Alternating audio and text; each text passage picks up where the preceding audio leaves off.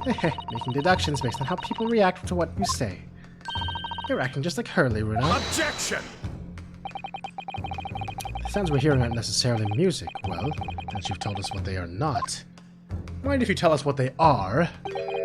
Under the court would like to hear what they are. To enlighten us, my Nipponese friend. Well, surely you have an idea in mind, because if not,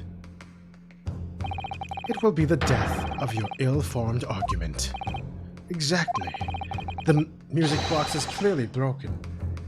Refusing to accept that fact is purely foolishness. You've got me. I don't know what the answer is. Yet. Runao?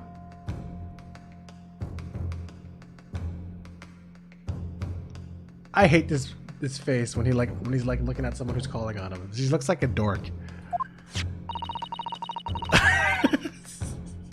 He looks like a dork. I've just examined the music box very thoroughly. And I'm fairly certain that it's not broken at all. So he looks so gross, yeah. He kind of looked like Ryan when he zoomed into really close to his face. Now it's Ryan time. Really? Really? You know what I just noticed right now? The ends of her hair are hearts. Cool. Really, the way it's been made, it can only produce a single note anyway. Thank you, Iris.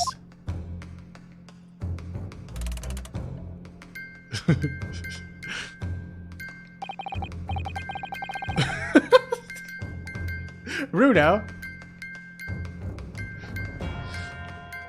Oh yeah, she does have a Chuko hair bow. Alright, well if this music box isn't broken, it must mean the sounds it's producing have some significance that isn't musical.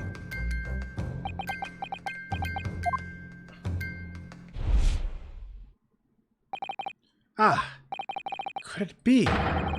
Is that what these sounds are? Wait, you know we have someone in here that should have immediately understood this shit too, because he's using a fucking telegram thing. Oh yeah, and the guy in question also works for the communications department. Oh my fucking god, dude.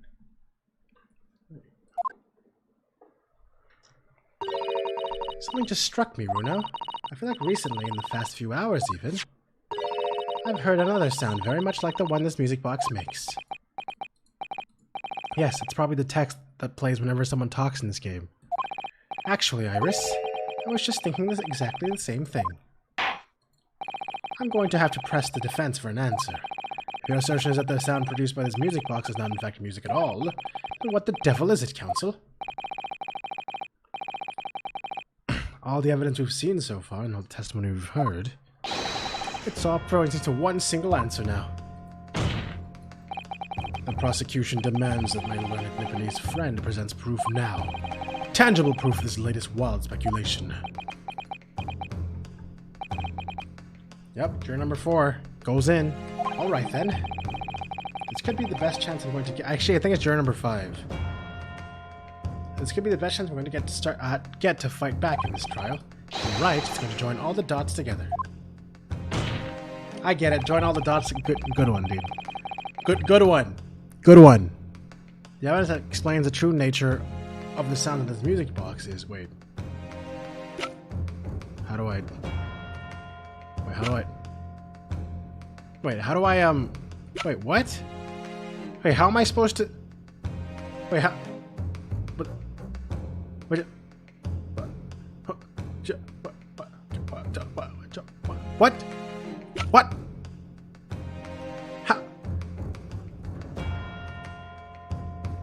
How do I use an evidence to do it instead of a person? Present the music box again? It's not even an option. It's not an object I have in my court record. Are you kidding me right now, bro? I just use it? What? Use a disc again? Is that really what I'm gonna do?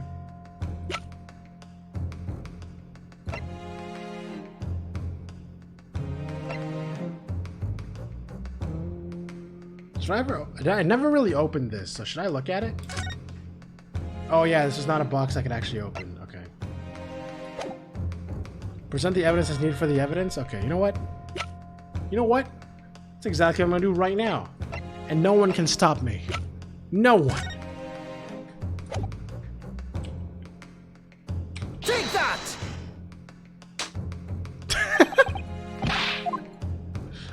I love that it gave me the shitty slap.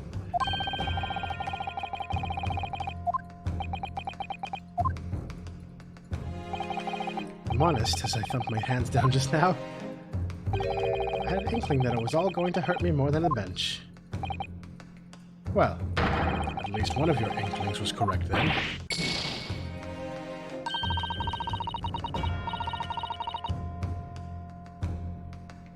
That rhythmic tinging sound the music box makes is definitely familiar somehow. Sounds like some sort of code. The question is how to show that the tinging sound as a connection in this case. Good luck through all the okay, yeah, sure, whatever. I'm gonna... Okay. How do I prove anything right now? Oh! Let me look at this again.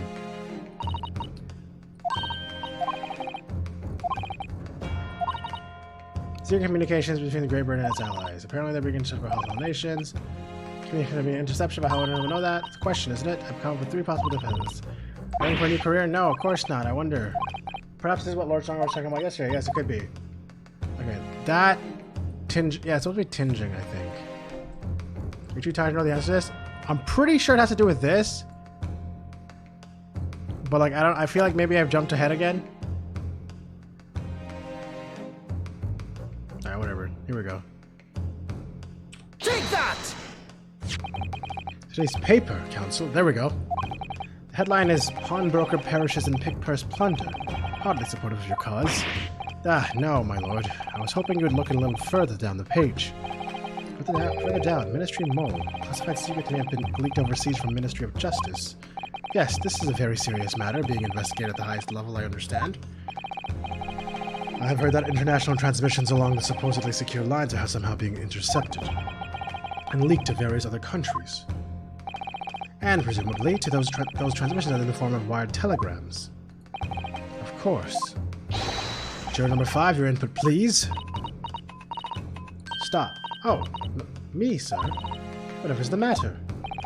You told the court before that you worked at the same communication station as Mr. Grayton, did you not? Yes, that's correct. The particular station at which you work... That drink we have at our local grocery store called Ting? I didn't even realize we had a drink like that. I don't think I've seen it. At least I don't remember from the name only. Deals with government communications and newspaper reports.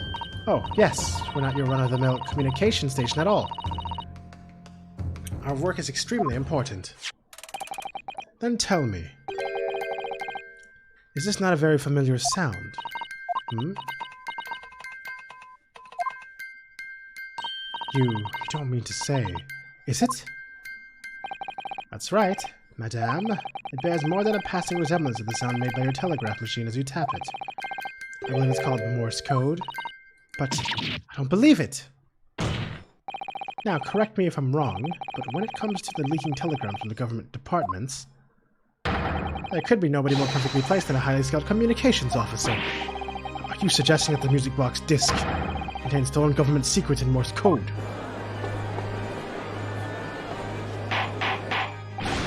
Order, please, everyone, order. This is high treason, Council, deserving of capital punishment. Too much new vocabulary. What is this treason? What is this capital punishment? These sorts of words that I have expect you to know.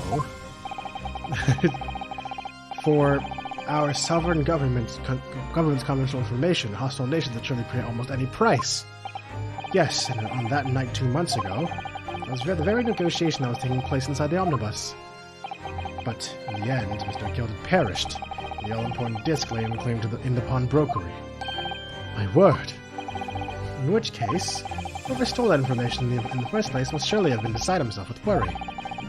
This is because, if the disc were to be discovered before it found its way out of the country, it would reveal an act of high treason punishable by death. So the culprit had no choice but to retrieve it. In order to do that, he would have to gain entry to the pawnbrokery illegally in the middle of the night. Because the article left behind by Mr. McGilded would incriminate him too much if it got into the wrong hands. Isn't that right, Mr. Grayton?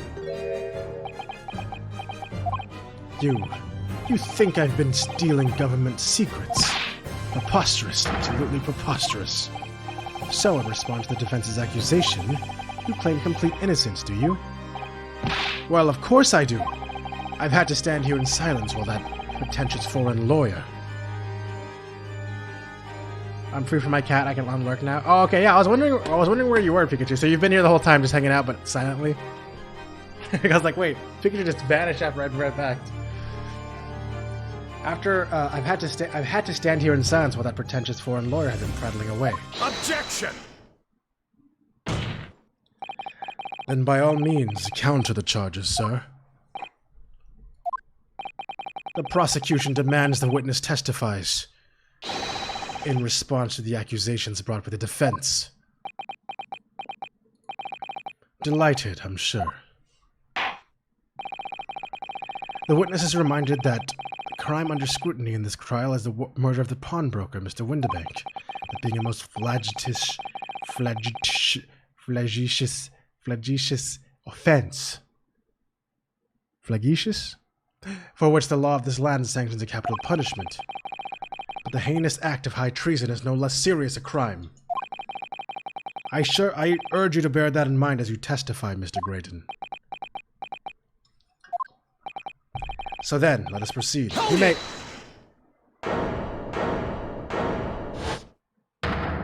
These guys. You gotta let us F a rabbit and pork here, Governor.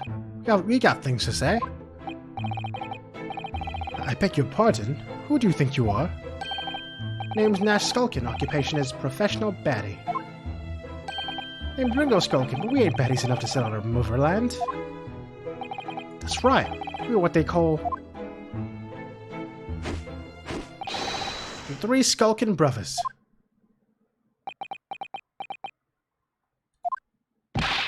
Bad timing, fellas. Very bad timing.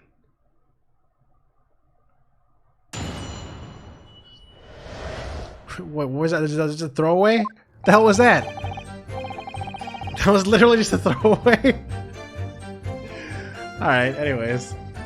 A mere communications officer couldn't possibly steal confidential government information. Besides, the sounds produced by that music box aren't even Morse code. It was some low-class brickmaker negotiating with McGilded anyway, was it not? I've no relation to the man. Look, all we done is break into the gaff the other night like we would what he told us to do. If we'd known there was dodgy government secrets involved, we wouldn't have touched it.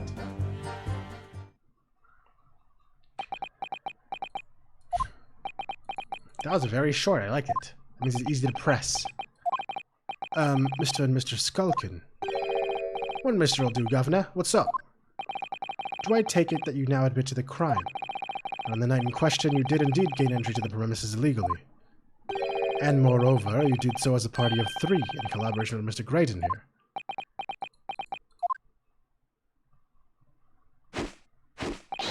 We did, Gov. We did. Ooh, they finally admitted it. Quieting down? Man, why you gotta do that? Why you gotta add the N? What say you to that, Mr. Grayton? I have no idea what these 2 ruffians are referring to. You little rotter, getting us mixed up in all this monkey business. You never said nothing about no government secrets. It was supposed to be a straight-up job. What about the geezer whose shop it was, eh? Poor bloke didn't have to die, did he? Nice to know who your friends are. Whatever these men say, I deny the accusations. Indeed. Well, I certainly wasn't expecting this little music box to become so significant in the proceedings. However, as it has, I'll admit it to the court record as evidence. Finally! Let me take a look at it.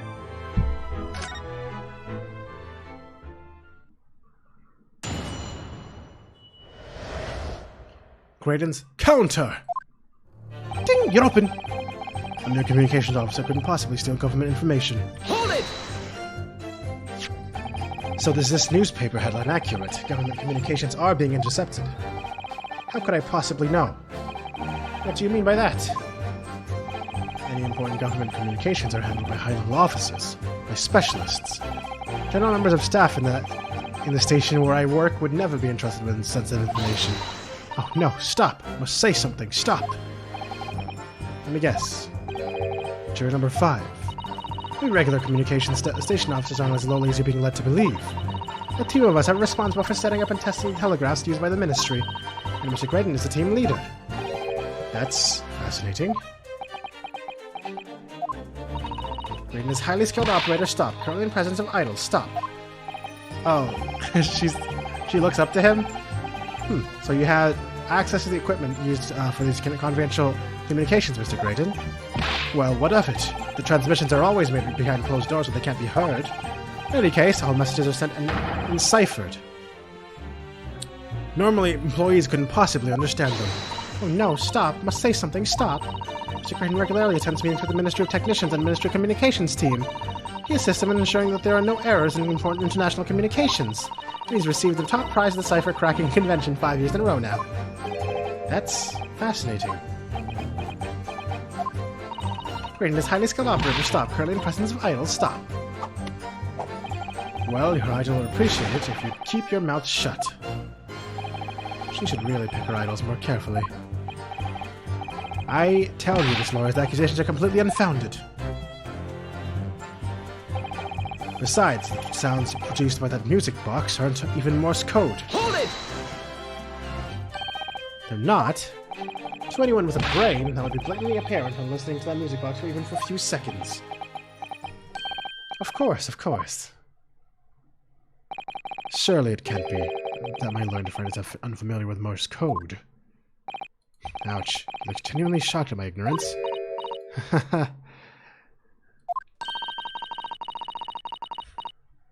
I would be more than happy to demonstrate the basics for you, sir. Ah, a lesson here in court. Morse code is a continuous series of two distinct tones. Tones, you say? Yes, a short dot and a long dash. By combining those in different ways, you construct letters. I see. For example, but this guy, I still remember. This is A and this is B. I still do distinctly remember that there being two discs. So I feel like the other disc will do the long beeps over and over again. And the first disc is the short one, and if you combine them together, it'll be like you know what I mean? That's my assumption. When you listen to the sound produced by this music box, you only hear one tone, don't you? But it sounds so similar. And the rhythm of it is the same in everything. But there's no discernible meaning to this apparently random sequence of sounds. So your assertion is fundamentally flawed, but this is not Morse code. No!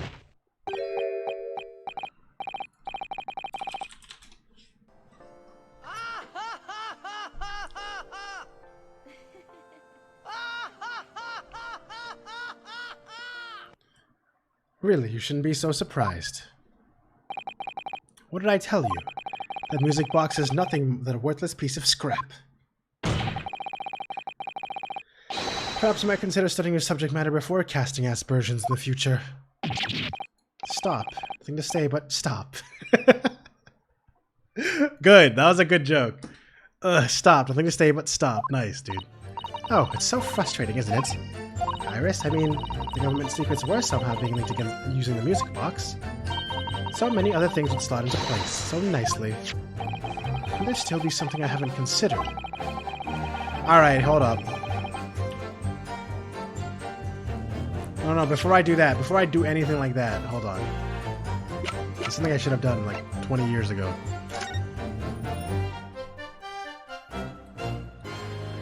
Aha! What is this? Is there gonna be a second disc slot? Oh, what is it, Bruno? I've just noticed something about this music box. Looks like the bottom of it opens up as well. Ah, you're right. Well, come on then. What are you waiting for? Let's open it. All right then, here goes. I knew it. Look at that. There's another movement on the other side.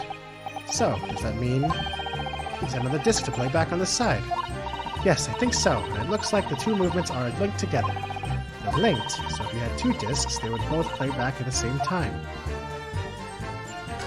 Well, I know this now, but it's not going to help me right now unless I get another disc. Who would have thought there would be a second movement on the other side of that box? And this movement is like the other one. The comb teeth are all the same length. So, this movement also produces a single tone, like the other one.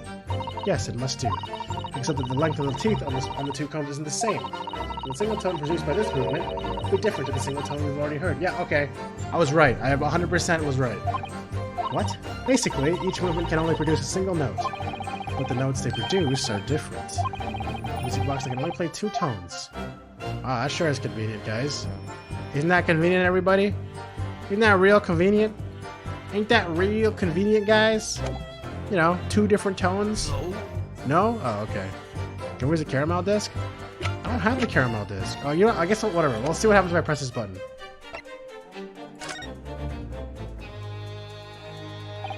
There's still every possibility that this music box was instrumental in the leaking of the government's secrets. The belief of the defense, at least. Objection!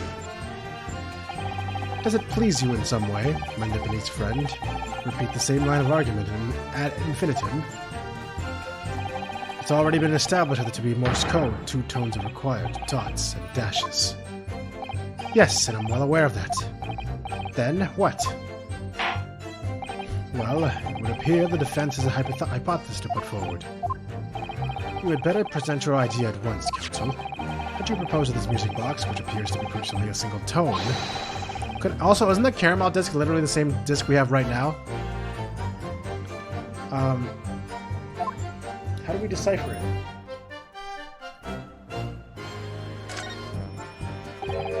Oh, what's this for? No, I've just noticed something. I've already noticed this. I literally already noticed this.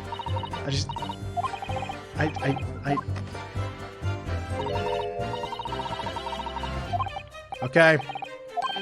Okay. Yep, cock.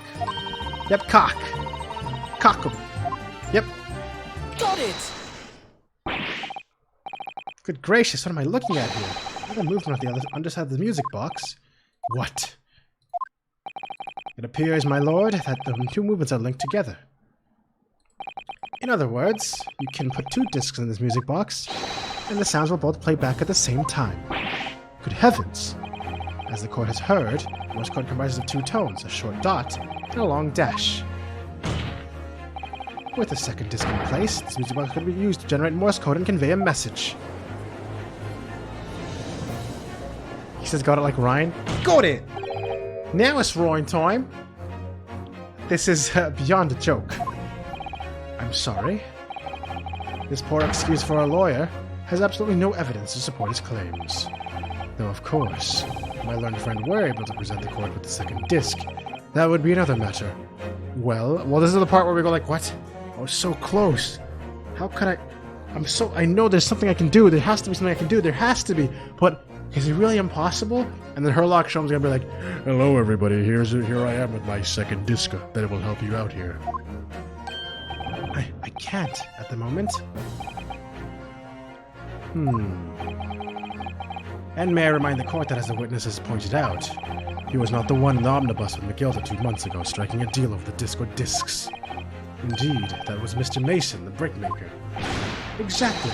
I had nothing whatsoever to do with it. Though it has holes, I must admit the argument presented by the defense has much promise. I believe the cross-examination should continue. The link between Creighton and the victim of the omnibus case must be there somewhere, but I haven't found it yet. Oh dear, but it looks like you need to give your argument more strength, Runa. You will reiterate your testimony if you please, Mr. Creighton. Yeah, that's true. I'm still waiting for that freaking cat door, man. Holy shit, dude. This case is gonna take forever. If I must, though, I maintain exactly what I did at the start of this cross-examination. It was some low-class brickmaker negotiating with McGilda anyway, was it not? I have no relation to the man. Hold it! So, 2 months ago in that omnibus, McGilda killed the brickmaker and stole the disc. Mr. Mason was a single man with almost nothing to his name. It seems he lived in an artisan quarter some years ago. But people there remember little about him. That doesn't make much sense, though. Does it? How would a humble brickmaker come to acquire secret government information? How indeed. Ayo, how much did I miss? A lot. A lot. I mean, maybe not a lot, but a lot. Have you seen any part of the stream today, or no? There must have been somebody else involved behind the scenes in all of this. Somebody who acquired the disc and gave it to Mr. Mason. I should take it to the meeting with Mr. McGilda to negotiate a deal. dear me. You may have it in for me, sir, but I assure you, I have far more class than that. An old brickmaker from an artisan quarter. None? Okay, so here's where we are right now. We've figured out there was a third person in the whole murder area incident, and I concluded that it was this top hat guy who's not wearing his top hat anymore, and then he's been trying to convince us that he hasn't anything to do with it, but he works in the communication department, and then we figured out that the music box plays what sounds like Morse code, except we have half of it, and then it turns out that there's apparently important government information being leaked to other countries and being sold to other countries. And we're trying to think that maybe this guy is the one who's been leaking the information, and we're trying to prove it by seeing if this music box that we have actually plays Morse code. So we're trying to figure out, we're trying to solve a government conspiracy right now. I don't know if that made sense, but there you go. An old brickmaker from an artisan quarter and this well-to-do communications officer. If only I could find some evidence and link the two of them together. If you have nothing more to add to that note, let us continue with the witness testimony. Well, I was hinting at which one I should use. Look, all we've done is break into the gaff the other night, like we told us to do. If we'd known there was dodgy government secrets involved, we wouldn't have touched it. Well, those two were working with them, and they're like, wait, we didn't want to betray the government. What the fuck? Man, what the fuck, dude? All this talk about interception of secret government messages is conjecture at this stage. It would explain a number of things, though, wouldn't it? Negotiations Ginny overheard on the omnibus 2 months ago, and the break-in at the Windibanks. But the trouble is, it wasn't Mr. Graydon. Why do I keep saying Grayson, man? How many times have I said that now? Mr. Graydon in the omnibus without Mr. McGilded. No, that was Mr. Mason, the brickmaker who was so horribly murdered. Only there was some link between the two men somehow. I know, but Mr. Graydon's testimony seems to be as watertight as ever. What if the key to making headway with the key to us making headway with cross-examination here could be those two brothers. Oh, well, there's my hint. I gotta press those two. Gotcha. All right, let's go. We know what to do now.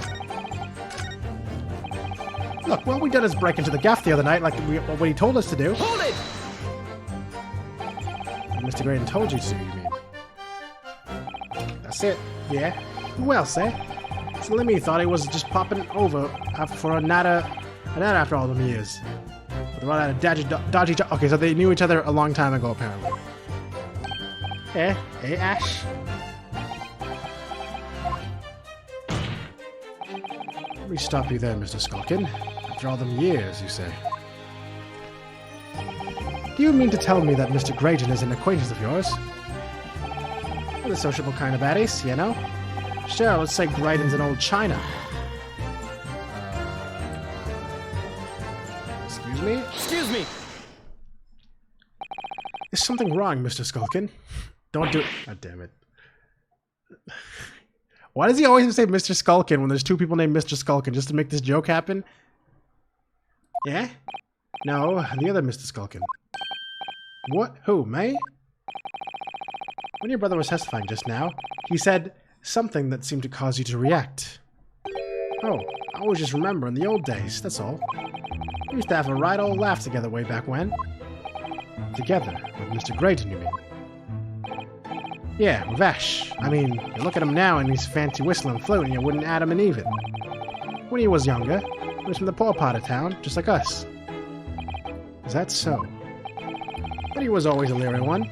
He had the brains, he had the savvy, always coming up with smart ideas, like what would never have gone through our heads. Yeah, I was hoping the inspector was going to join in too, Pikachu, you're right. God blimey, ain't that the truth?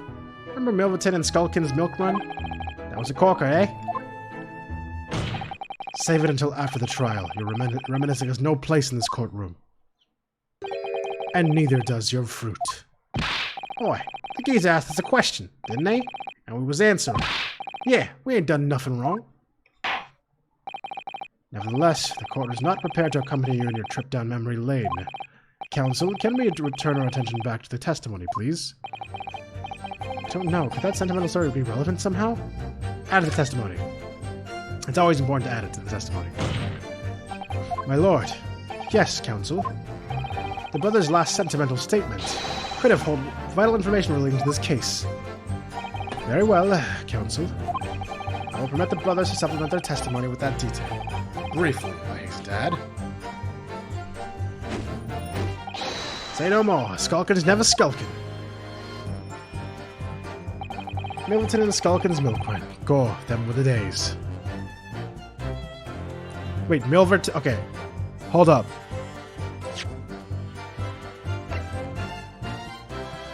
Why do I feel like I've seen the word Milverton? Why did I see that word?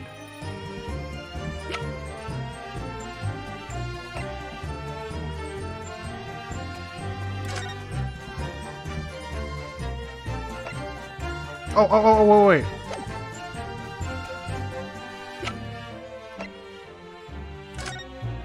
There it is. Mason Milverton. There we go. I knew I read it somewhere. Objection! Wait. Wait, shit, hold on. Okay, maybe I should press it. Maybe I should press it. Okay, shut up. Shut up. Shut up.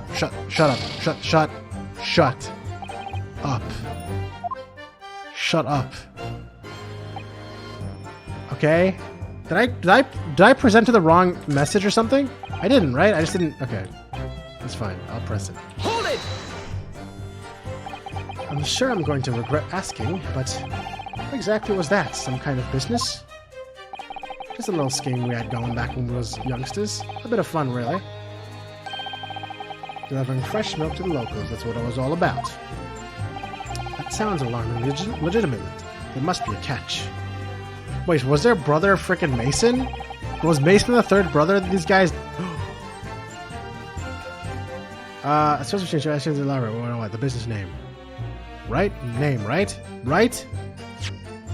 Yeah, the name. It was a name.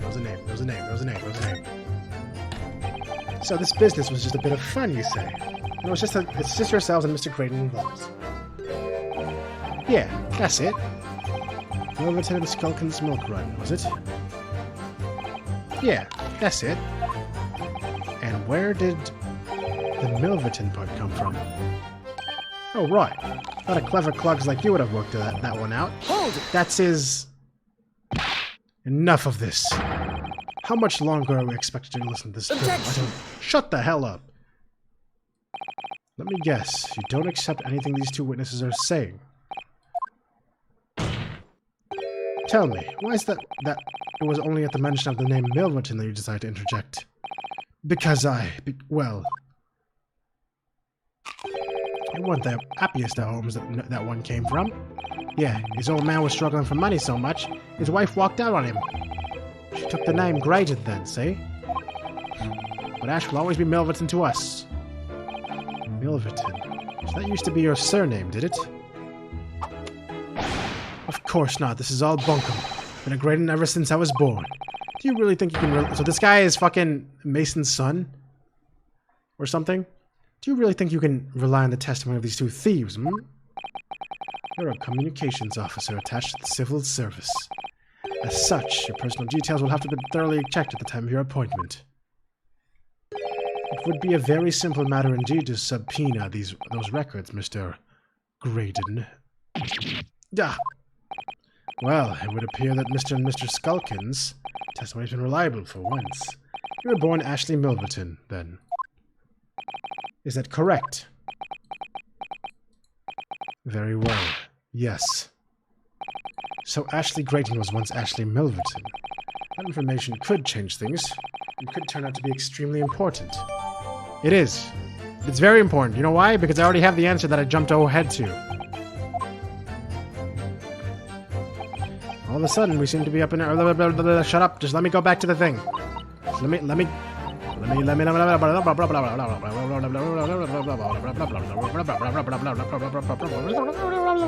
Okay. Okay. Yep.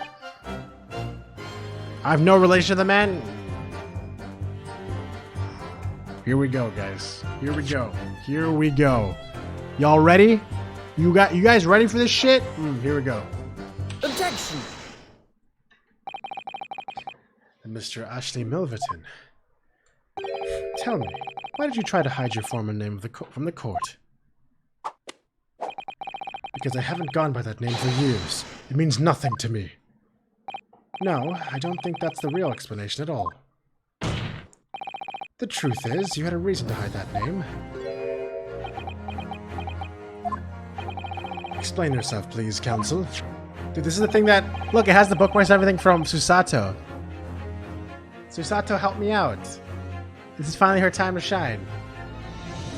I have here the notes from the omnibus case, my lord. And as we all know, the victim, the man who we now understand to have been negotiating with Mr. McGilded... Yes, Mr. Mason, the brickmaker. That's right. Only Mason wasn't his surname at all. It was his given name. His full name was Mason Milverton. Milverton? Do you mean to say saints alive? Mr. Ashley Milverton, is it not the case that the brickmaker, Mr. Mason Milverton, was your father? I don't... As I believe I mentioned earlier, your family history will have been thoroughly checked when you join the civil service.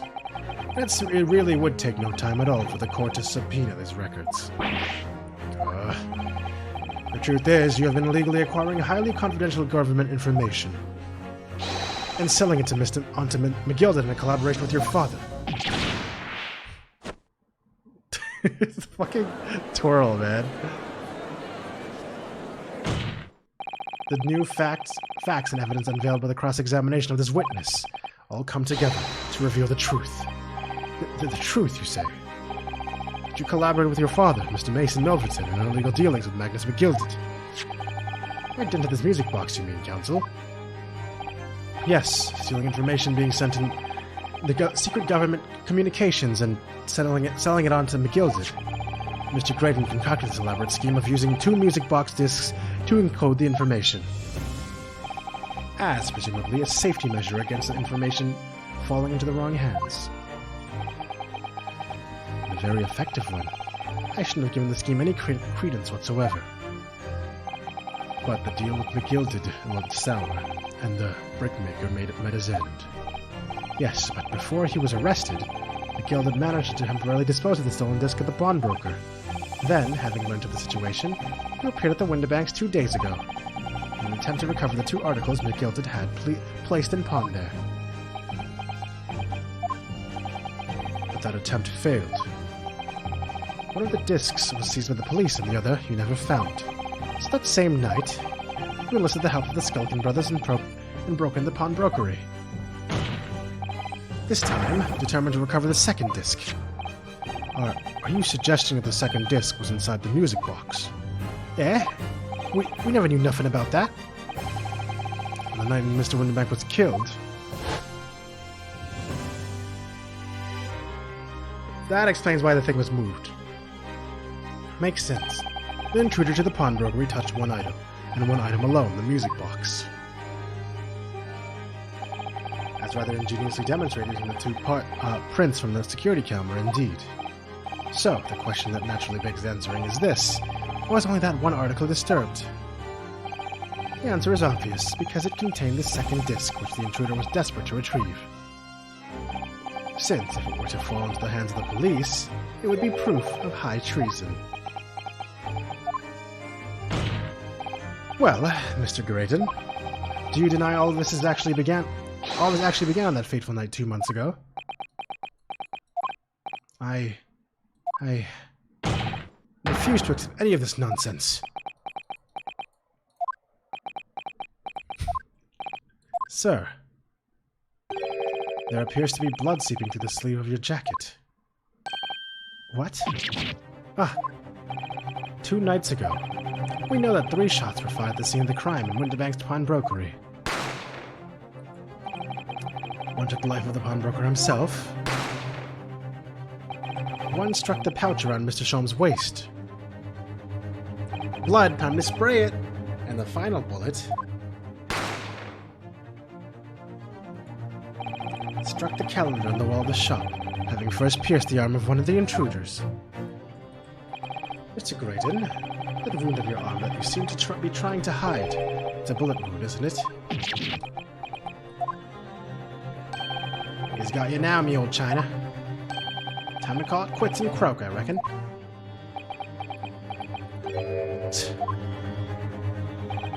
Don't acknowledge my presence there under any circumstance whatsoever.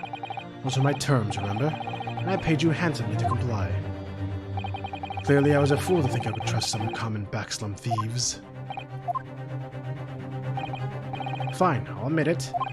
I was there in Windibanks that night. Did his name change? No, we discovered his actual name, which was Milverton. Is his born name.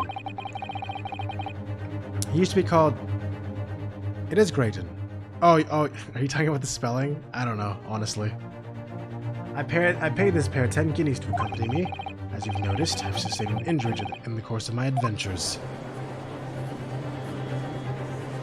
But that is all. I admit to nothing more. Seeing government secrets negotiating with Mr. McGilded. As God is my witness, I am sure I recall none of the sort. It's not going to go down without a fight, until I can show hard evidence, I suppose. Nevertheless, the defense has now established a crucial fact. Which is... Well, we know that one bullet was fired from each of the two firearms we have in evidence. The bullet from the Skulkin brothers' gun hit the pouch around Mr. Sholm's waist.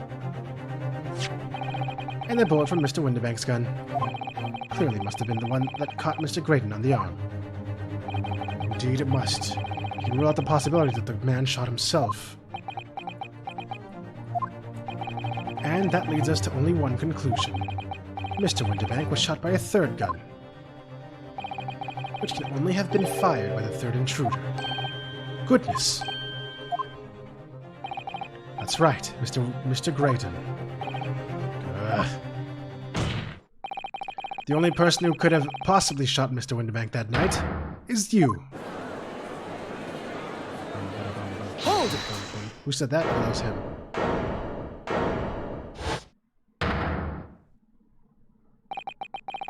Again? We're doing this again? Alright, hold on.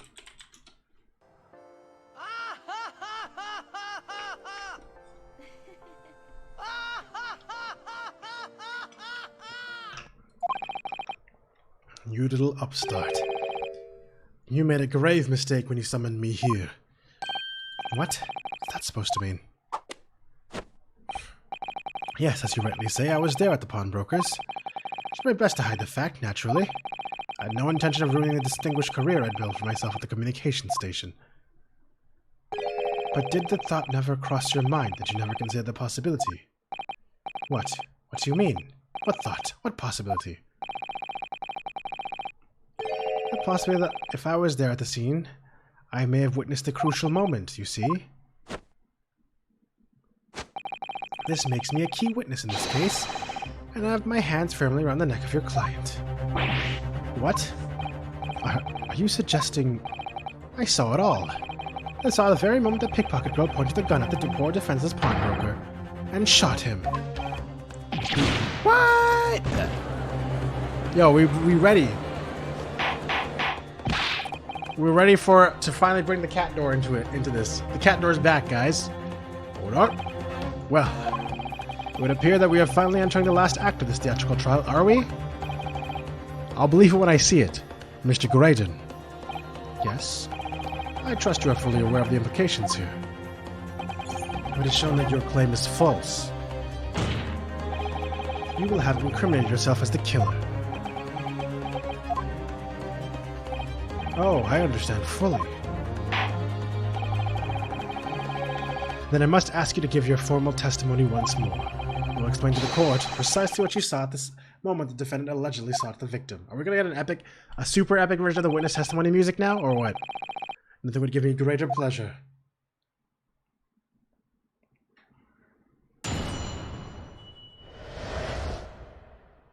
The moment of the shooting. It's about the same. While these ruffians were jostling with the broker, I was still near the entrance of the shop. When Windibank threw Nash over the counter, I felt a sharp pain in my arm. I pursued the man, but he shut himself in the storeroom. I could see him through the peephole in the door, though. The accused in a black coat shot the man shot the man in the back as he was trying to flee to safety. I saw the blood spatter all over that wretched girl. Then she tossed the gun out of the peephole, so I picked it up and made my escape.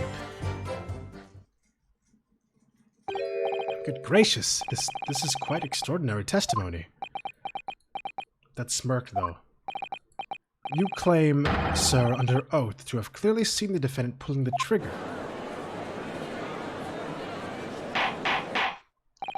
Order. It wasn't my intention to testify in this way. But neither is it my intention to be found guilty of a murder I didn't commit. So you see, my hand has been forced. I tell the truth now as an act of self-preservation. The truth. Until now, the prosecution was completely unaware of those details. Yes, well, sorry about that. Having shot me in the arm, the pawnbroker was then shot in the back by the accused. As I said, she was showered in his blood. You see the blood spattered all over the accused's coat. Are you sure on that point? Oh yes, quite sure. All over the black overcoat that pickpocket girl was wearing at the time. Really? Her coat could somehow be shown to harbor vestiges of blood. It would be conclusive evidence here. No, it has someone else's blood on it. Oh no! Please don't use that. Such an investigation is entirely possible, my lord. What? Only very recently, a German scientist has developed a technique to identify human blood. So here's to true science, not some amateurish detective's dubious foray into the world of chemistry. Don't think dubious about Hurley's work. His ideas are all sound. Ideas are no use to us here. In science, as in law, theories must be proven before they stand. In Germany, the technique has already been employed in the courtroom as the basis of evidence. Scotland Yard has a small quantity of the chemical reagent used, with your lordship's permission. We could shatter all vestiges of doubt within minutes. It doesn't look good, you know. Why not? Well, we know, don't we? There is blood all over the front of Ginny's coat. They tested with their chemicals. Oh, help. You're right. I was forgetting what happened yesterday. Don't move, Ginny. I'm going to shoot. This is not good. This is real bad, actually.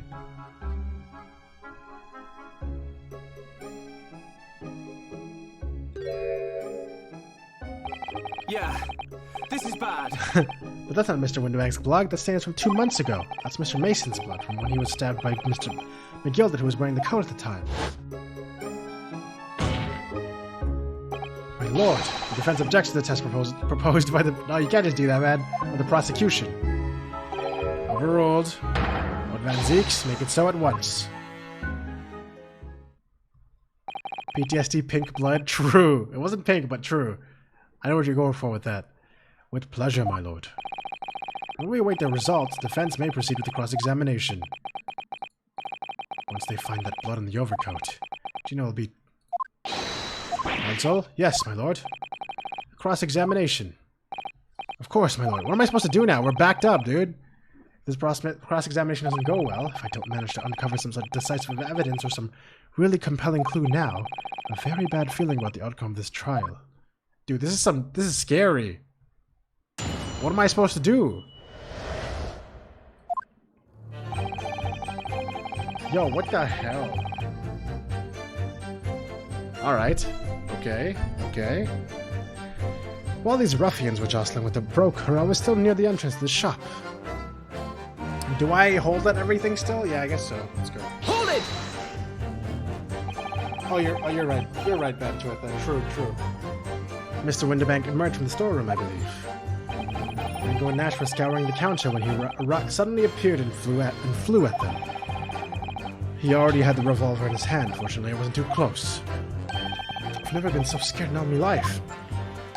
Yeah, we're just your regular mild-mannered burglars, that's all. You don't like violence.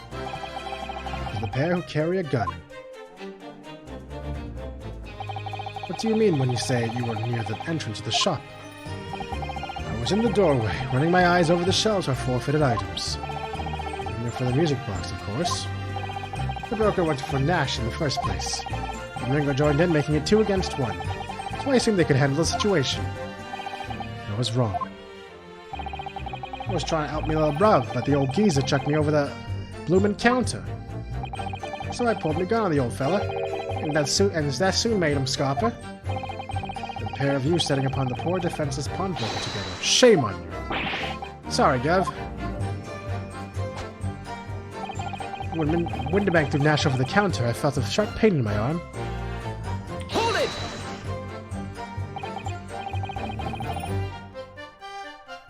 You mean that's the moment you were shot?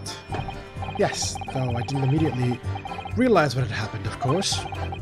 Things crashed to the floor from the counter as the 3 men were brawling. It was at exactly that moment that it happened, so I didn't hear the gunshot. And the bullet went on to strike the calendar in the wall behind you. So it would appear. But when I looked at my arm, I saw it was bleeding badly, so I wrapped my handkerchief around it. Seeing as though I couldn't explain what had happened to a doctor, I had no choice but to wait for it to heal. I didn't imagine that it would be bleeding, still be bleeding 2 days later. Mr. Winterbank intended to shoot you, do you think? Well, now, I don't imagine he even noticed I was there, to be honest. Perhaps the gun went off accidentally. Anyway, it didn't quite strike home. When I pulled my gun on him, he tried to shove me out of the way. And then he scarpered through that door out back. At which point, what did you do? Man, I've been talking so much, I can't even do the voices anymore. My voice has just become one voice now.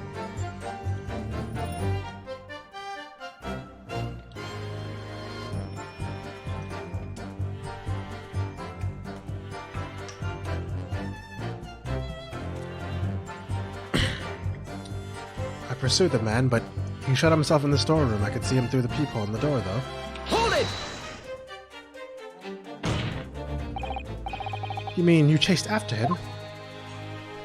I don't recall the reason why, but I ran after him to the back of the shop. What about this peephole in the door you mentioned? Well, unsurprisingly, the storeroom door is a solid job made of stout wood. But there's a small opening in it about a head height that lets you see whatever's there from the outside. Actually, I should know that, shouldn't I? I threw it myself that night. Alright, here we go, peephole. Wake up, peephole. And what about you burgling brothers? Did you see what went on through this peephole as well? Not likely, Gov. I didn't see nothing of the sort, Gov. Wait. Did I already know what the ultimate evidence was because I found it so early on? And it's gonna be like, and it is gonna be pretty hard to see on its own. We'll find out. I doubt these 2 buffoons were even aware of the peephole's existence. So, the Skelton brothers were there, but they didn't see the killing of Mr. Winterbank take place. Inside the storeroom, I could see the broker and that young girl standing there. The defendant. Yes, though neither of them noticed that I was looking. The girl raised her gun and pointed it straight at the man. And then, what did you see next? The accused in a black coat shot the man in the back as he was trying to flee to safety.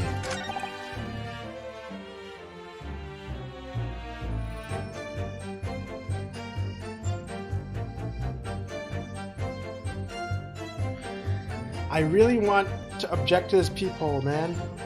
But maybe I should keep pressing for a bit. What do you guys think? What do you guys think I should do? Should I just take the hit and object to the peephole with my picture? My very vague picture that doesn't have a peephole in it?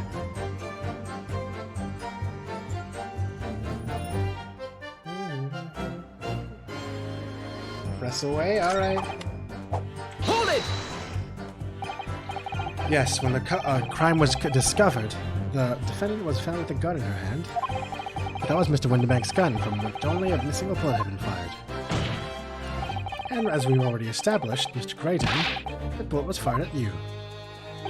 Ah, but no, it wasn't the broker's gun that the pickpocket girl had when I saw her. Yes, the bullet from Winterbank's gun grazed my arm, and yes, the Skelton's gun burned the detective. But this was another gun entirely, a third gun. The broker's gun was not a murder weapon, so clearly there had to be a third firearm involved. In other words, the accused must have had her own gun with her at the time. Objection! No other gun was found at the scene. Ah. Calm yourself, Counsel. Sorry. Let's consider the events in order. At first I saw the broker and the girl glaring at each other, but then all of a sudden, the broker turned to run. It was at that moment the little gun rat shot him in the back. Chilling image, I must say.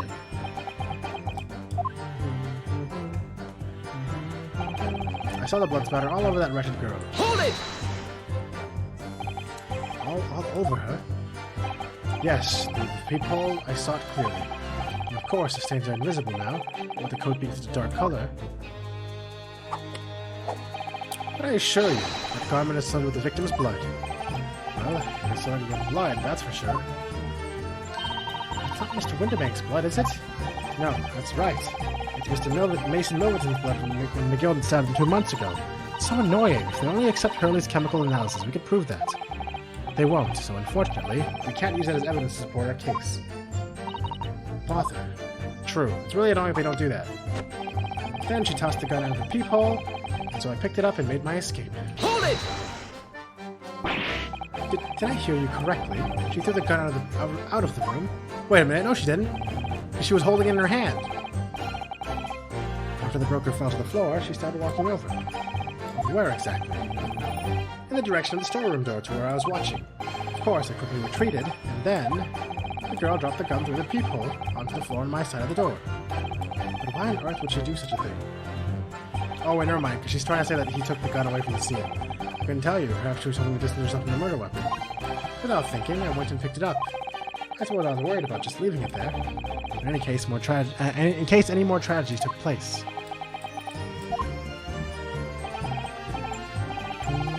So it was you, in fact, who took the third gun from the scene of the crime. Yes, it was yours truly. I have to clear up to my lackeys and left. Clear up. We'd made a bit of a mess around the counter, so Mr. Whiston Flute here told us to tidy up. Thinks he's that bloomin' mama sometimes. Well, I was paying you enough, by God. Well, tell me, Mr. Graydon, when you left the pawnbrokery that night. Was there by any chance with the second disc in your jacket pocket? You little toe rag! You're like a ball at the gate, aren't you? Wait, hold up. What the fuck is this? We good? Excuse me! Gentlemen? Ha. Ha. Ha. Ha. Ha.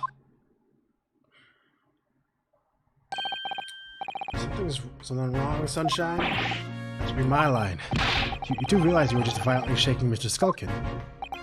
Blimey, Steve's a bit of an hooligan, ain't he? What was going on just now? You saw him. He grabbed me and whistled. Why the blazes, he said. Didn't you mention the third gun when we got you down to the station? And why didn't you? 'Cause we didn't know nothing about it. With that flaming peephole in the door. Sorry about that. Oh, here we go. That's actually a lead.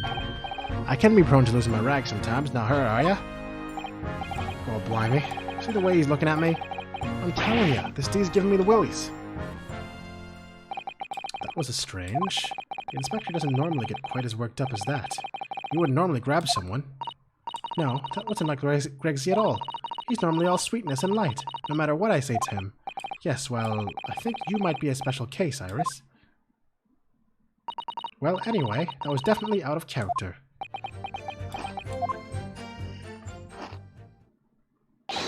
My lord. No, wait, did that take too long? Oh god, what happened? Oh no. Oh no. Oh god, what's about to happen? Oh god, requesting your lordship's permission to interrupt the cross-examination? Explain yourself, officer. I have the results of the test I was ordered earlier, my lord. Ah, the blood on the accused's overcoat. Thank you, officer. Very well, the cross-examination is hereby temporarily suspended. I presume you have no objection, counsel? No, my lord. Maybe I shouldn't have pressed too many times. Because I know that was definitely a thing in a previous game. If you pressed enough, you just lost. Well, there you have it. A report, please, Inspector. Yes, sir. Traces of human blood were found on the overcoat of the defendant, Miss Gina Lestrade. From the extent of the stains, it would appear that they were the result of spattering following a gunshot wound. End of report. Wait, what? Gunshot wound? Goodness me. It's over. It's over, guys. We lost.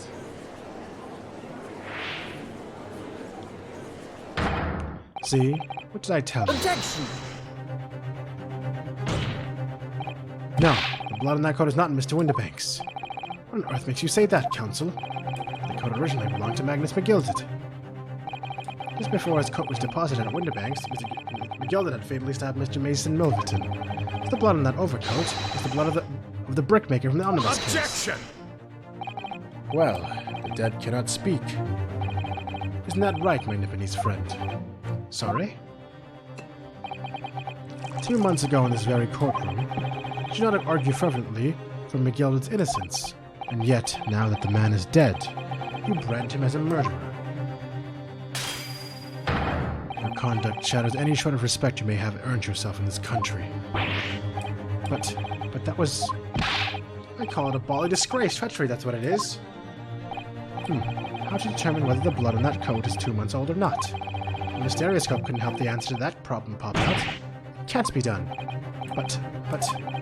We used Mr. Sholmes' specially formulated chemicals. Mr. Sholmes is a detective, not a chemist.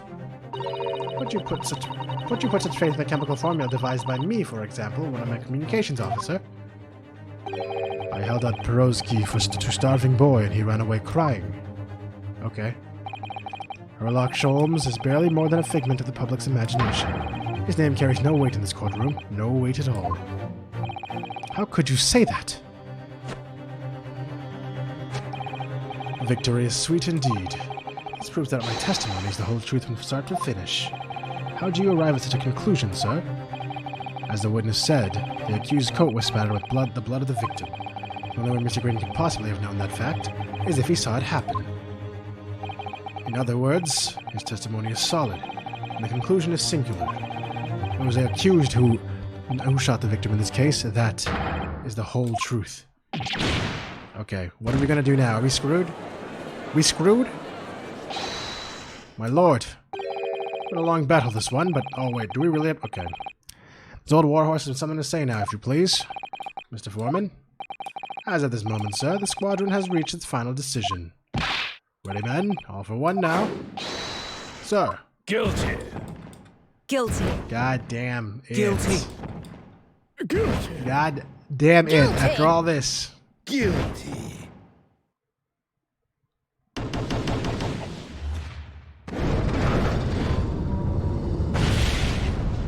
Are we gonna pace again now, or is he gonna ban us and kill us? Well, it would appear the ladies and gentlemen of the jury have reached an unanimous verdict.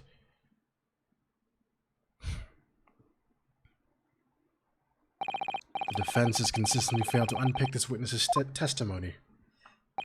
Here's to any attempt you may make at unpicking the jurors' decisions being equally successful. Wow! You nodded off for a brief second and now I'm ahead. Oh, I thought you disappeared because you were playing still. Or something. Whoops. Are you gonna head off? Are you gonna head off then before I spoil the entire game to you? I don't believe it after I've come so far. How's it all unraveling on me so fast? You want to finish it? Fuck that? Oh, okay.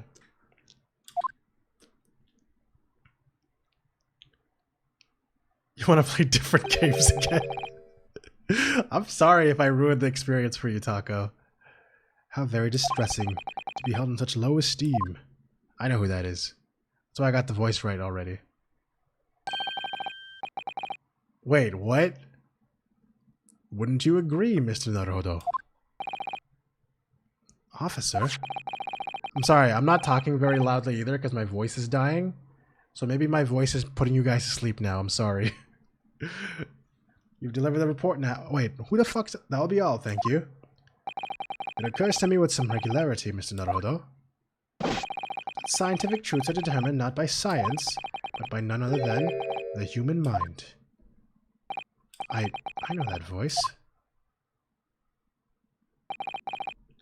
I going mad? I want to see this. Oh, how did he hide that hair until now? Mr. Sholmes? What is the meaning of this? That fucking pose, man. Order. Order. Order. What business do you have here, detective? Dude, my fucking throat is killing me, bro. I'm sorry that I have such a monotone voice now. I am so sorry. I wish my voice was able to last just a bit longer. What business do you have here, detective? The last I heard, you are recuperating in hospital. You're recuperating in hospital?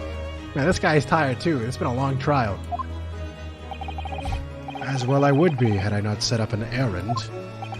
What errand? Hurley, it's really you! You're awake at last! Yes, good day, Iris. I appear to be rather late to rise. My apologies. Maybe I should rest my voice again? But that means I gotta wait until next week to finish this game. I feel like I'm so close. Now, my lord, if you will humor me. In what manner, sir? Should I, like, make myself, like, a tea to like, help my throat or something and continue after that? Should I take a really quick break to do that? Because I'm planning to just keep going until I fucking kill this game. I want to kill this game tonight, so... If you guys are up to stay up super late with me... I mean, you don't have to, obviously, if you guys want to stay... go to sleep or whatever. But I really want to beat this game. Not like I'm trying to catch... Okay, I'm gonna take a quick 5-minute break, okay? I'm gonna go get some tea. Yeah, I'm really close to... I want to finish... basically, my plan is to finish this game and then start Tales of Arise next week before coming back to the second game. You need to be up at 6 a.m.? Chocobo, man, if you have to go to sleep, I totally understand, man. Don't feel pressure just because you're moderating, alright? If you need to sleep, go to sleep, dude.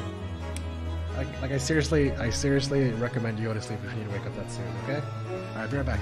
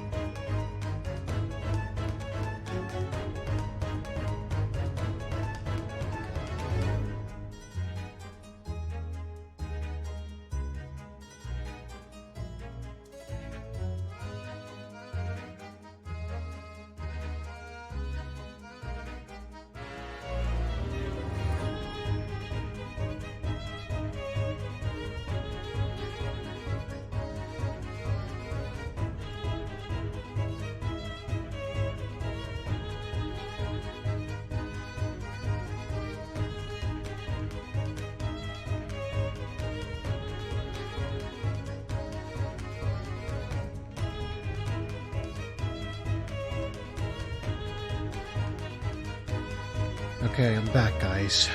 I'm back. With some tea, which might be too hot for me to drink, but I'll try.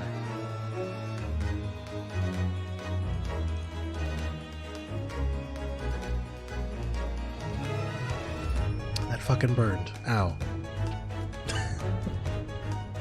I keep sipping away at it, though. You're caught up? That's quick. Alright. Let's keep going. Let's keep going. I have something of great importance I wish to give to the young lawyer there. I need no more than 5 minutes. Would you be so kind as to spare us the time? What say you to this, Lord Van Zeeks? This trial has taken many hours of court's time, having spent so long already. True. True, by the way.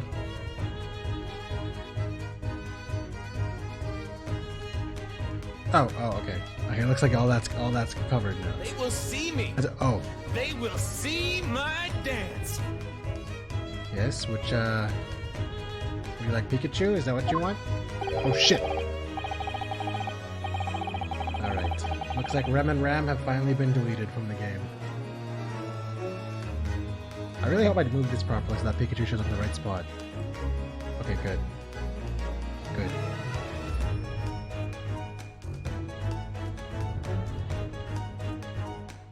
More like they had a good Rem and Ram.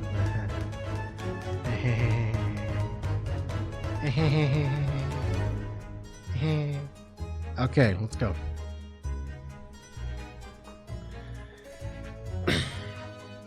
They've been up there for like 2 weeks, true. No one stopped them. As I was saying, having spent so long already, it seemed churlish to deny the defense of mere 5 minutes.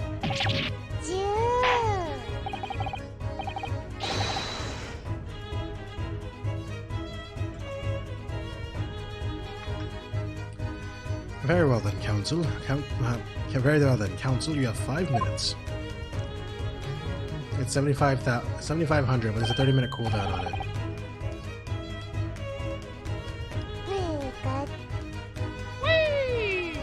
My dear fellow, I apologize for my tardy arrival. Mr. Sholmes, are you alright now? Alright, guys. Oh, okay. Ha ha ha ha ha! Alright, I'm all wrong!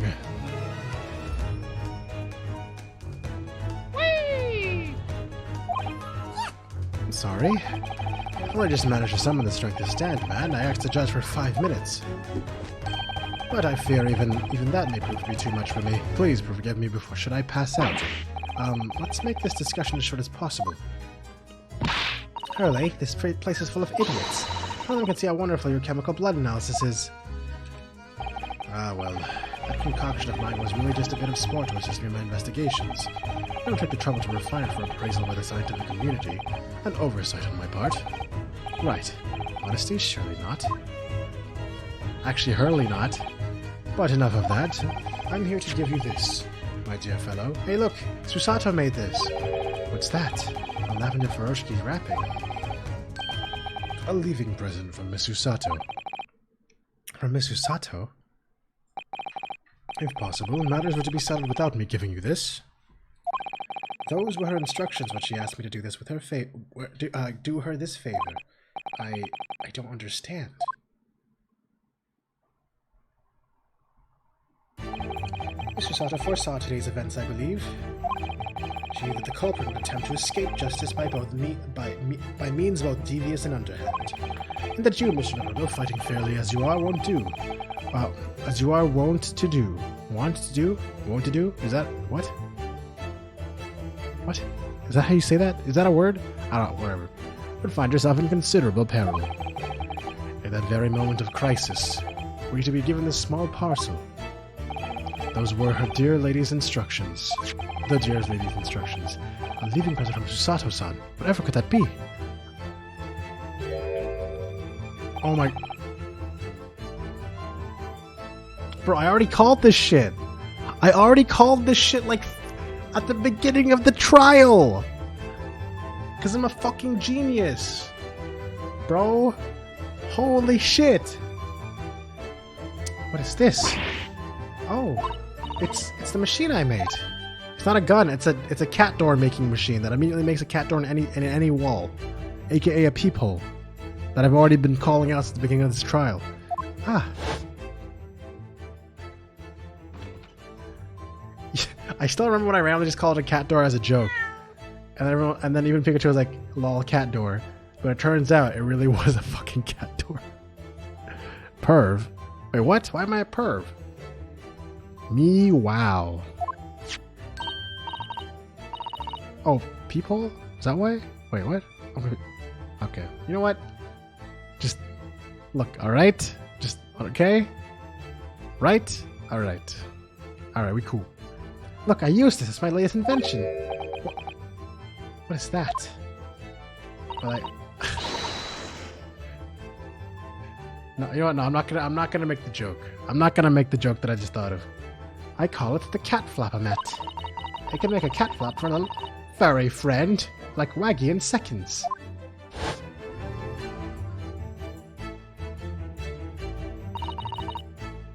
What's Susie up to? What's Sus... Okay, finally. What's Sussy up to? Miss Usato muttered the following words before she left. I'm a failure. I don't deserve to be a judicial assistant. What? Didn't she say something like that?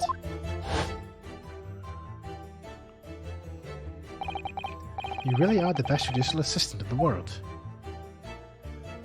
Well, that's extremely flattering. But I'm sorry to say that I've been a complete failure. I'm so curious to see how this is connected at all, and how could she possibly have read this, have like expected this to happen. It's so weird, man. Hold on. Whatever did she mean by that, Mr. Sholmes? That night, when you left Winterbanks in pursuit of the thieves, Miss Usato made use of this contraption for a certain purpose. That is your answer, dear fellow. No, not at all cryptic then. Wait, what? Wait, what? Hold on, what?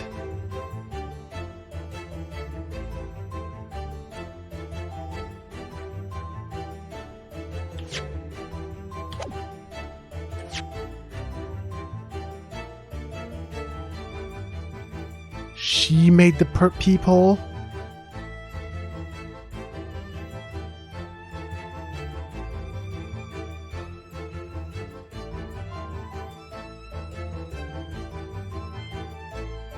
But that means I can't use it as a way that the guy shot him. So that means it's... Okay. No, not at all cryptic then. Susato used this cat flapper-mat that night, but why? No psychic capabilities? True. That's me. Your 5 minutes is over. Is that how you say that? Do you not say your 5 minutes are over? Am I like... Did he really just break his glass and then give me a wrong grammar? Is that what he just did to us? Maybe they're both okay. We're out of time already.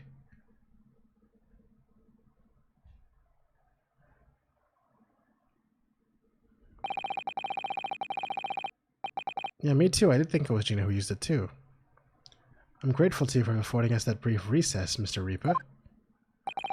I need no thanks, Detective. After all, the die is cast.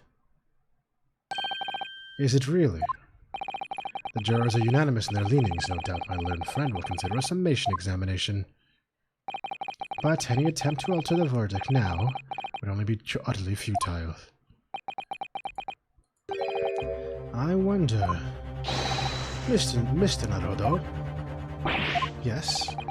The rest is down to you, dear fellow. What is your plan? The rest is down to me. I need to be careful here. If I make a wrong move, the trial will end badly. Oh shit. Not one of these situations. My lord, the defense requests.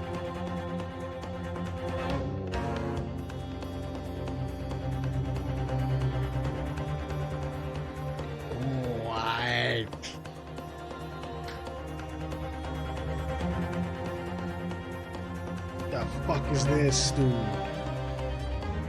I don't know if a summation examination would really matter right now. I feel like I need to talk about the peephole, which people were talking about. Oh my god, so that means that the peephole didn't exist during the crime.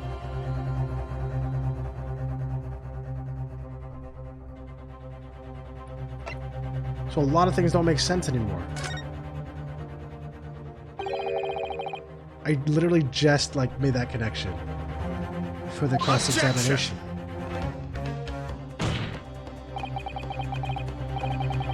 The jurors have spoken. Protocol indicates you may not cross-examine any witness now. The defense is not asking for the cross-examination of any witness, rather to continue with the one of the existing witness. What? It would appear that a rather important detail has escaped your attention, Mr. Reaper. My lord, requesting your lordship's permission to interrupt the cross-examination. Thank you, officer. Very well. The cross-examination is hereby temporarily suspended. I presume you have no objection, counsel. Yeah, now it makes sense why it's in that one picture, not the other. Yep. Everything makes sense now. I just gotta do it. Because the moment I make them realize that they lied about there even being a peephole to begin with, then that means everything falls on its face. So nobody can say anything then. If Uno asks to resume his cross-examination of Mr. Grayton, the court is obliged to allow it. This is absurd.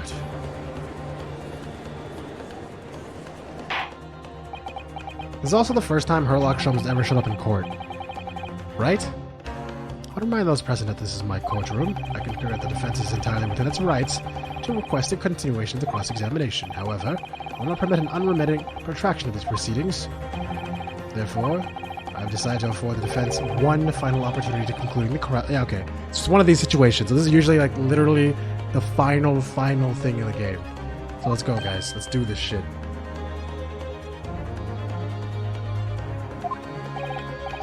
Counsel, you must choose but one statement from the witness's testimony, but one piece of evidence to present in support of your argument against it.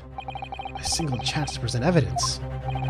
If, following that, the situation remains unchanged, I shall move to education. Is that clear, counsels? You will not just press the witnesses any further. Yeah, I can't press it. Yeah, okay, this is literally the same thing. Alright, cool. My lord. Yes, my lord. A single statement and a single piece of evidence. Most generous. Well then, Mr. Naruto, it's high time I fell in a dead faint. I leave this in your capable hands.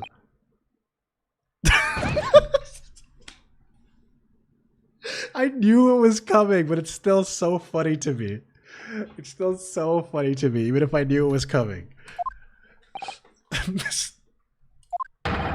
The Sholmes!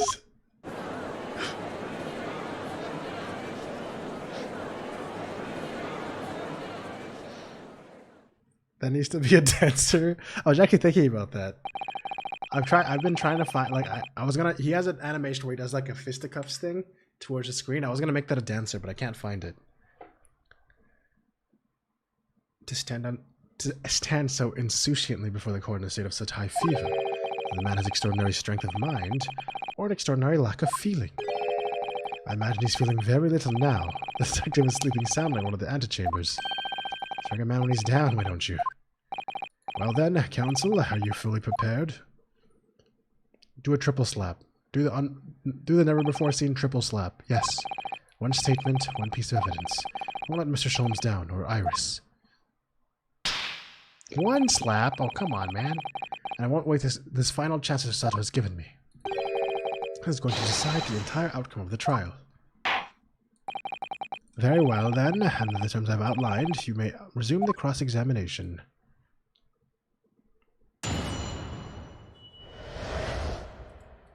Remember the shooting again. Okay.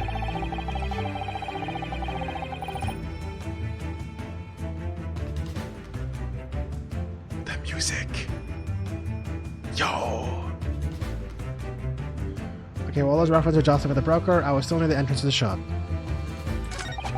I went back through Nash over the counter. I felt a sharp pain in my arm. Proceed, the man but he showed himself in the storeroom. I could see him through the peephole of the door, though. I want to listen to this song a bit longer, but... Alright, whatever. We're not gonna do that.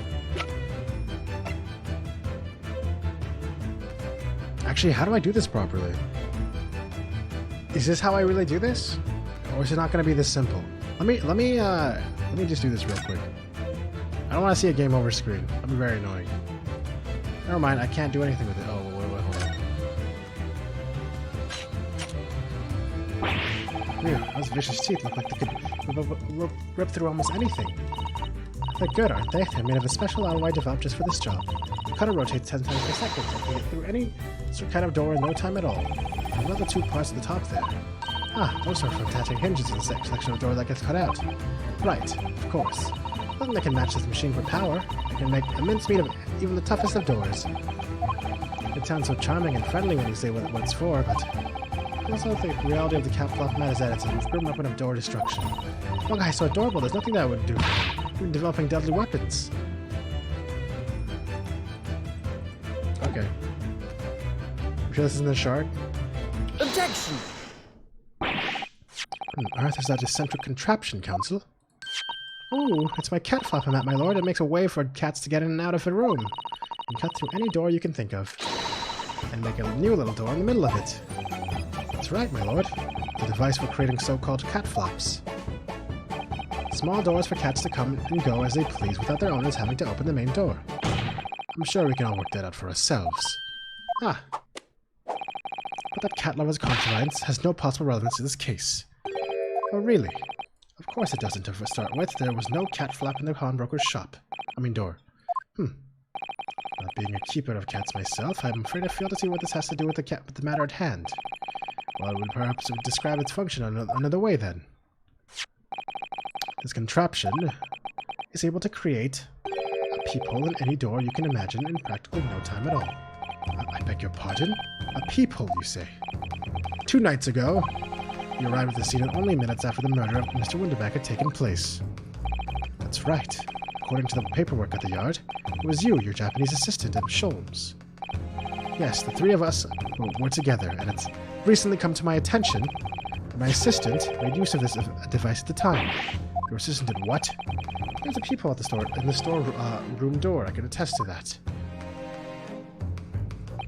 Because I looked through the peephole myself in order to see inside the locked storeroom. This is ludicrous. What are you trying to say? Of course there was a peephole in the door. I said as much as my testimony. How else could I have witnessed the crime, for pity's sake? Yes, how could you? What? Counsel, kindly say what you mean. Alright, it's time to strike the final blow. Man, I've been literally waiting for this final blow all trial. And honestly, I can't stop feeling good about it.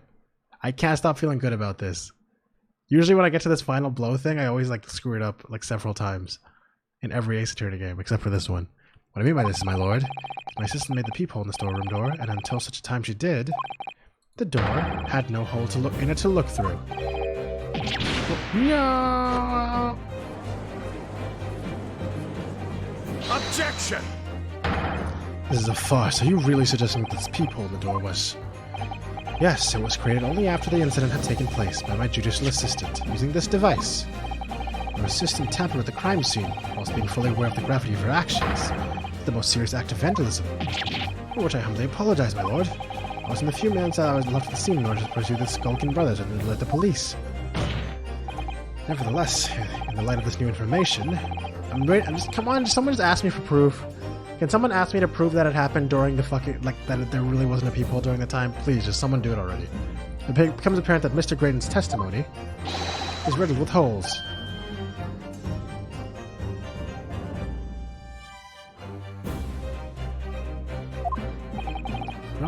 Explain yourself, counsel. The majority of Mr. Graydon's testimony appears to incriminate the defendant is based upon what he witnessed through the peephole in the storeroom door. Yes, that filthy girl shooting the man in the back. However, at the time of the incident, that peephole did not yet exist in the door. There's no possible way that you could have seen what you claim to have seen. In short, your entire testimony is a pack of lies.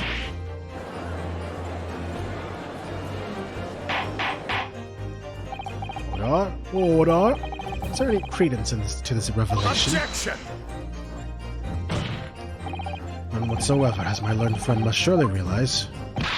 Exactly, this is just some cheap trick designed to... I'm afraid not, sir. Of course, do you seriously expect people to believe that that plaything can cut through a solid wooden door? Oh yes, I designed it to be very powerful. It can cut through even the toughest of doors. It's absurd. I don't believe it for a second. Haha, I had a feeling you'd say that. What? Waggy, cooey, time for dinner. When did she do this? When did she do this? Well? Young lady, this is the Old Bailey. What does that make cat flaps in the Old Pounding at the Old Bailey? I'm not done yet. Don't worry. Does it mean that the peephole in the storeroom door was made by your machine? And there's no way you can prove that it was. There we go. There it is. No, but it's easy. What? The cat flaps my cat format creates are all of a fixed size. And the dimensions of the peephole at Windibanks is an exact match. Okay, but you can't prove that that peephole wasn't made beforehand. That's what you're gonna say now, right? Hee hee, old Silky's lost for words. Excellent work, Iris. Thank you. And now it's my learned student friend's turn to be lost for words, I feel. I believe your digital assistant has already left the country for your Eastern Island home. Well, yes, that's true. Then you may have some difficulty in establishing all the facts. For the sake of the argument, let us assume the peephole has dimensions that are a perfect fit for this contraption. In that case, when was the peephole cut? The prosecution demands proof of your answer. Don't worry, man. Don't panic, bro. What is the purpose of your line of inquiry, Lord Van Zeeks? It's very simple, my lord. The defense argues that the peephole was created after the incident creating this device, but now that the Peppershare has returned to her native land, she can testify to the fact. There's no proof. And for as long as the defense remains unable to prove when the peephole was made, the defense claim amount is to nothing more than conjecture or some whatever. Accusation. What? No, shut up. Just get up. But just get the hell up, alright? Indeed that is so, Lord Van Zeeks. With Council, I, don't give up now, you know? Turn this music off. We don't need this shit. Don't worry, guys. There's actually nothing to fear. This is the time for you to create your own opening and force your way through. I don't know if I can do this, but I do know one thing. Alright, I'll turn it back on. I do know one thing. Susada-san is the greatest judicial assistant in the world. Very well. The counsel for the defense will present evidence to support the claim made. Proof that the peephole in the door of the wind bank. Okay, yeah, just shut up. Just let me do it, bro. Just let me do it, okay? Just like let's be real. We all know it. Everyone knows it. Just Take that! Take it, all right? Just take it to your face. Take it all over your face, Van Zeeks. All over your face. What are you? A print from that detective's infernal cameras again. My judicial assistant, Mr. Sato Mikotoba, is an extremely intelligent and capable woman. Which is why I never had any cause to doubt that she would have considered this scenario and made sure I had the necessary proof. And the necessary proof is this photographic print, Counsel. This print shows a scene in the shop moments after the defendant entered the premises. Okay, here's one thing that doesn't make sense to me. Why didn't the flap not being there and the flap being there not show up during the stereoscope when the slightly moved things on the table did? Wouldn't people have noticed some weird shit going on in that one corner of this fucking stereoscope where one fucking flap was missing? I don't understand that part, but whatever. Agreed. It's a flat surface. It doesn't mean anything. It's not a flat surface. You can literally see the hinge. That's why I'm about to point right now. It's not literally. That's the whole. Like, if we couldn't see it in the photo, then this whole part would be useless. I'm a hinge, bro. I'm unhinged right now. It's technically in the same spot. No, because it's I mean, maybe. I don't know, man. I don't know. Whatever. And it also shows the accused mercilessly. I think if anything though, it should be obvious that there'd be like a weird like visual mess up from seeing that one part of the image being vastly different when you're combining the two images. It also shows that accused mercilessly wielding a gun in the direction of the defense's broker. But more to the point, pictures a storeroom door in the background. Let me see that print again. I don't believe it. This really is quite remarkable. The door to the storeroom is completely devoid of a peephole of any description. Mr. Grayton, you couldn't possibly have witnessed the crime as you claim to have done, because at the time it happened, there was no peephole in the door. In other words, your testimony is a catalog of lies. It went from a pack of lies to a catalog of lies. This has been upgraded.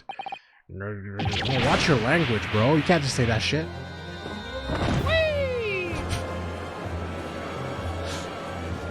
I'm assuming you've already seen these animations like just now, Taco, and you're trying to synchronize sounds to it.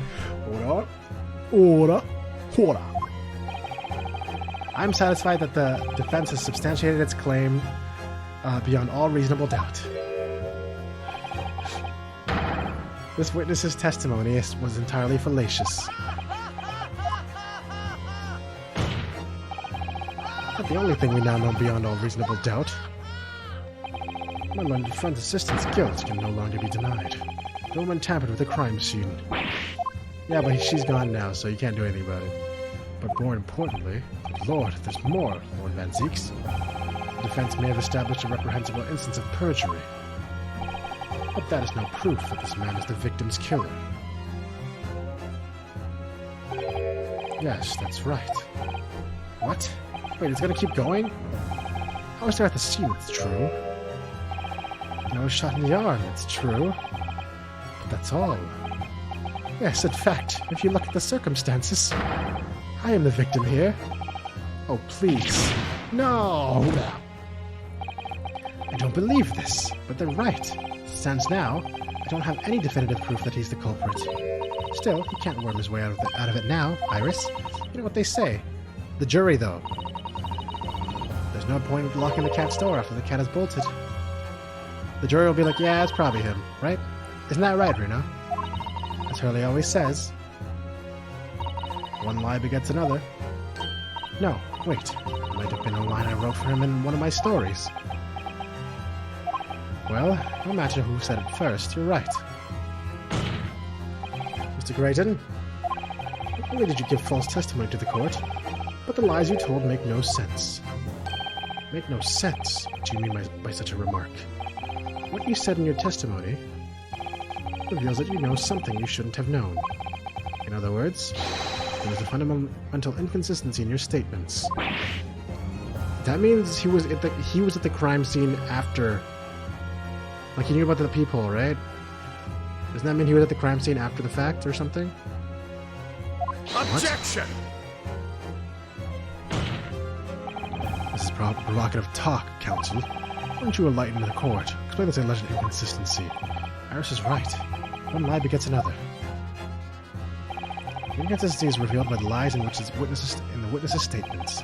They show that Mr. Grayton had knowledge of something he shouldn't have known anything about. Namely,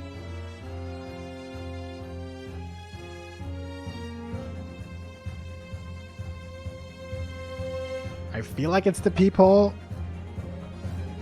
but it could also be the bloodstains.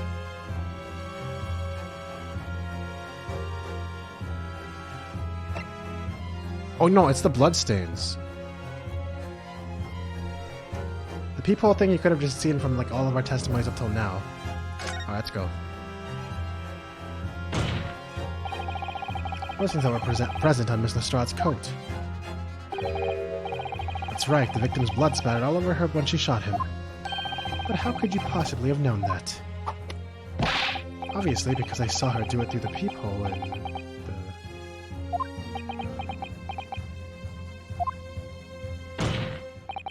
The point is not that you lied in your testimony, Mr. Grayton. It's the nature of the lie you concocted that's so revealing. You're not making any sense. Now let me ask you a simple question.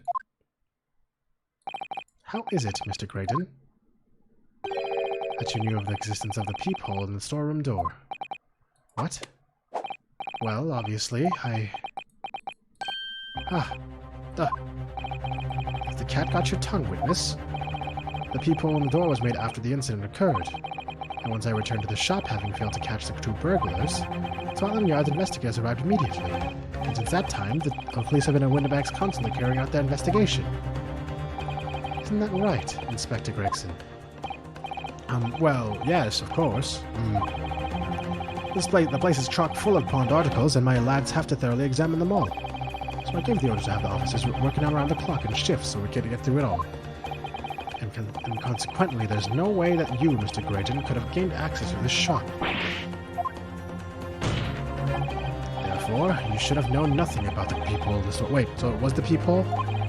The fact that its existence forms the basis of your testimony is completely inexplicable. Wait, so it went back to the peephole, so I was actually wrong. Or maybe I was wrong and right.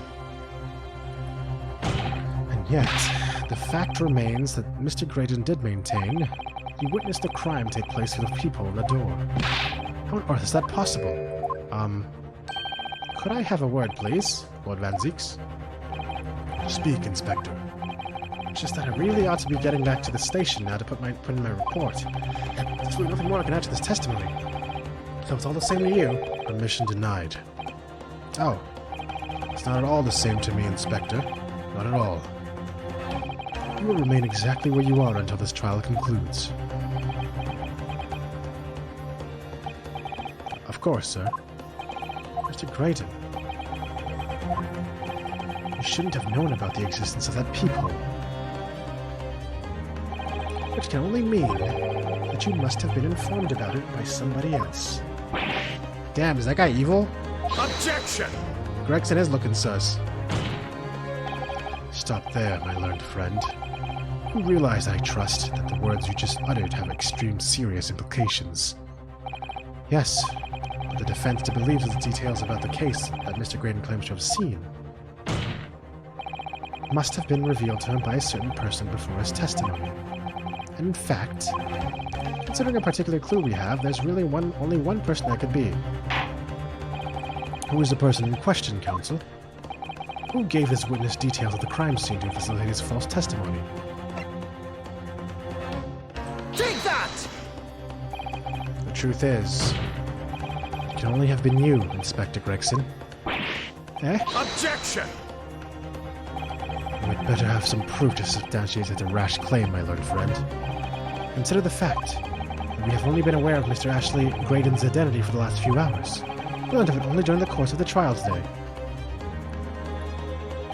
Indeed, preparations for his testimony were made with great urgency during our hour-long recess, while the police executed the subpoena, and brought the man here from the communications station. And until that time, Mr. Grayton would have had no idea. No inkling that he would suddenly be required to appear in court. Are you suggesting that until such time he was summoned? Yes, my lord. Until then, it's reasonable to assume that he knew nothing of the peephole.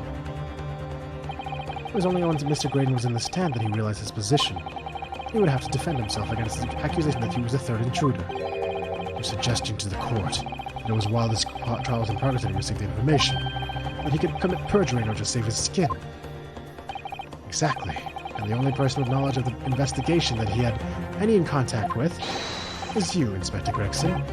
This is a bloomin' outrage. Would I be giving away details of our investigation of this fella, eh? I was summoned to his lordship's chambers during the recess in any case. Had you forgotten that? Quite true. I had a number of questions regarding the events that transpired at the pawnbrokery. Which means the first time these two laid eyes on one another was after proceedings resumed following the recess. Since then, they've been in full view of the stand, where such illicit discussions could have possibly occurred. What do you mean? We literally saw them doing it. We literally saw them just sitting there like... Yo, I remember that shit. Look, I've just remembered something, Bruno. What is it, Iris? There was one time before, wasn't there? I think it was when Ginny was testifying. Oh yes, now that you mention it. When the bailiff was dispatched to retrieve McGilda's music box from the scene of the crime, that's it. It was during that testimony. I remember finding it strange at the time.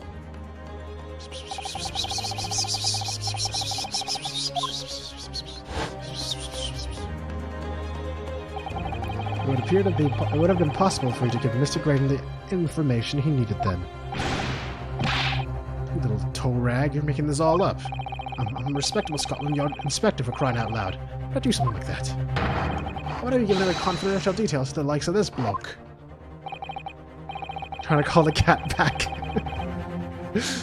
Admittedly, you wouldn't have had any reason to do something like that for no gain. But perhaps it was part of a deal of some kind. That starts to make more sense. A deal, Counsel? I wonder if perhaps in exchange for details about the peephole at the crime scene, Mr. Graydon agreed to give a certain something to the inspector. I'm sure I need not remind the inspector that, if found to be true, striking a deal of any kind with a witness would be considered a gross case of malfeasance. Objection! It's becoming clear that jumping in with the accusations is Nipponese's student's specialty. I don't do that. But with the stakes so high, the prosecution is not prepared to listen to baseless charges. It's incumbent on the defense now to present evidence in support of this diabolical claim. Evidence? Just what are you proposing that the inspector demanded of the witness in return? The court must see proof of this alleged deal. Inspector Gregson really did strike a deal with Mr. Graydon. I've been saying Grayson a lot. Then, logically, there must be the one thing he asked for that must be it. Who now? Do you think it could be... Yes, it's the missing link that would join all the dots together in this puzzle. I think I know what it is.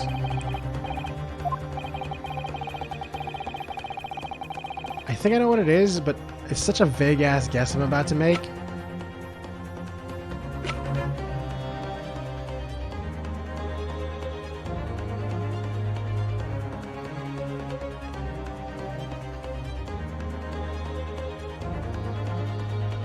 Do I know what this is, actually? No, not the armband. I was pretty sure it was this one, because here's my main reason, is because I haven't used this for anything yet. And I know that he was talking about how he cared about how he was presented in the stories or whatever. Really important to him for whatever reason. But like, maybe that's not it? Because he did kind of have access to it, but not really, because I have a copy of it, right?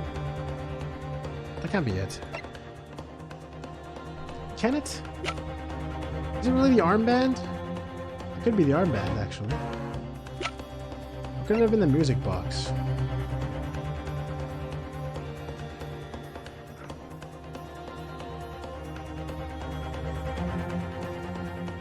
I actually don't know. Maybe should I just go with my gut instinct and see what happens?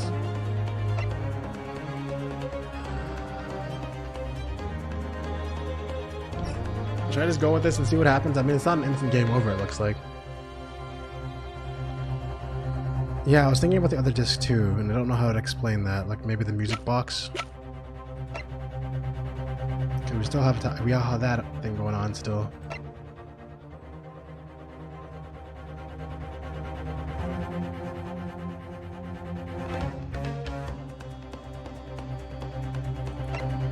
Take that! Alright. Inspector Gregson. Because he's probably trying to like stop them from leaking the info, right? So maybe she was like, he was working together with him in order to get him to stop, like for the bigger picture, I guess. Besides this murder, it's not true that you've been working on a very important case. What are you getting at now, Sunshine? Is it possible this other top secret case is what alluded to? Maybe I should have also presented this newspaper. Maybe that would work too. Classified secrets being leaked overseas from the Ministry of Justice. How in the bleeding Nora could you discover during the course of this trial? The music box deposited at Windibanks by Magnus McGilded. A special music box designed to play 2 discs at once. It seemed very likely now that encoded on the pair of discs that were in McGilded's possession the leaked classified secrets. So I put it to you, Inspector, that in order to recover the second of the discs containing those secrets, you covertly made a deal with Mr. Graydon in which you exchanged the disc for the details of the case. You little... Yarg! Good on the day in which on the day of the incident, when we met you at Windibanks, you said this. I'll be taking that whatever it is from Mr. McGill down to the yard. Thank you very much. Sign it over. No, don't give it to him. It's mine, that is. That's mine. I'm sorry, miss.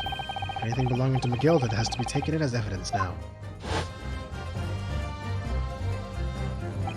Scotland Yard already knew that at the time, isn't that right? That Magnus McGill was involved in the stealing of government secrets. Orders were recover the medium used to convey the secrets leaked from the ministry and do it on the QT. Strictly hush-hush. And that explains why when I presented this disc as evidence to the court, you objected so heavily, I presume.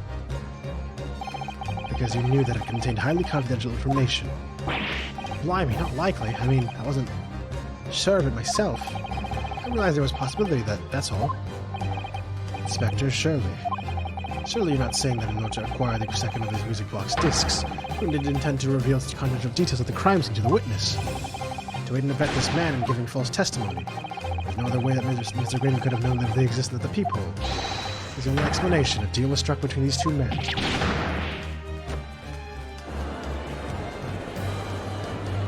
Objection! And I stress if the sobering assertion turns out to be founded in truth. It would mean that the second disc is, as we speak, here in this very courtroom. Wait, what? In this room? How could you possibly make a claim like that? Because Inspector Gregson is a Scotland Yard detective. What? What's that supposed to mean, eh? As a seasoned policeman, the inspector will have approached this alleged deal with caution. Certainly he would not have accepted a gentleman's agreement in this matter. No, he would have insisted on having the article agreed upon in the palm of his hand. Good gracious, then. You mean to say Inspector Gregson already has the item in question in his possession? He has the second disc actually on his person? He said yes again after like the entire game. And it actually made sense. The defense demands that this inspector is searched at once. Definitely, they could only have struck a deal with each other when Ginny was testifying before. In fact, he hasn't moved from the witness stand since. My lord, please, order an examination of his personal effects immediately. Well, Inspector? Yes! This young lad wants to tone down his imagination. He's insulted me in my profession quite enough. However, we'll put this matter to bed and dispel any doubts about my involvement. I'll happily submit to a body search. What? He's going to agree to it? I presume you're aware of the precipice in which you now teach, my lord student friend. You made a most serious allegation against Scotland Yard here. And if following the search of the inspector's personal effects, no disc is found. But wait. Wait, Van Zeek's the one who made that claim. This man literally just literally put words in my mouth and made me have to defend myself. What a bitch. What a fucking bitch. You'll be deemed unfit for court service. His trial will end. And my country's government will formally demand of yours that you are severely reprimanded. That sounds serious. I need to have a visiting student making such defamatory remarks about our country's most... Like, who... Why did he determine that it has to be on its possession right now or everything's a fucking lie? What the fuck? What is this shit? What is this bullshit? I'm on our country's most senior police force. It's not something Your Majesty's government will be able to overlook. Just threatening Reno because you're scared. The accusation is beyond serious. You must be prepared for this grave consequences. It's true. I can't imagine Gregson would have accepted a gentleman's agreement for something so critical. The disc must have physically changed hands, which means the inspector should have it. Somehow something doesn't feel quite right here. Very well, counsel. You know the implications. Let me ask you one final time. Yes, my lord. You still persist in formally requesting a search of the inspector's personal effects? Search someone else.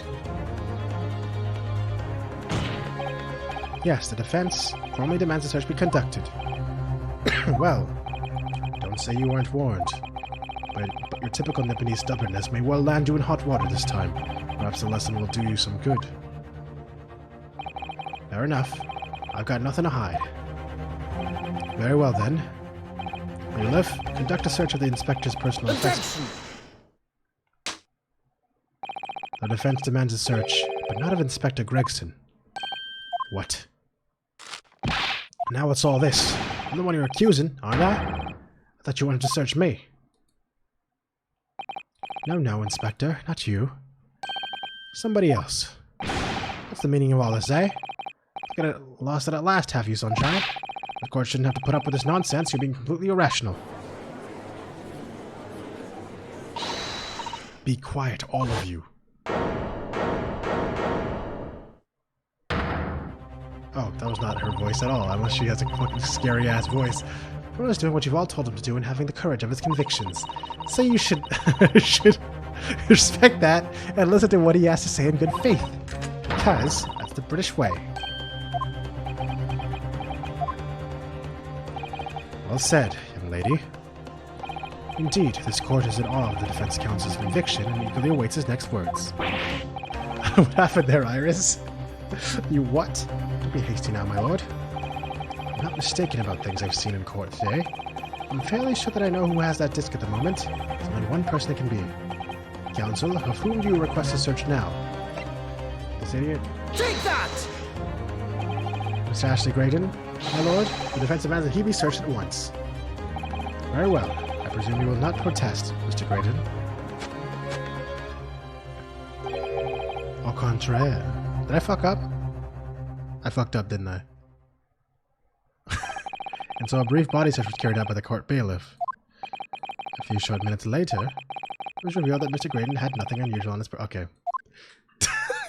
Give me the game over, bro. Give me that game over.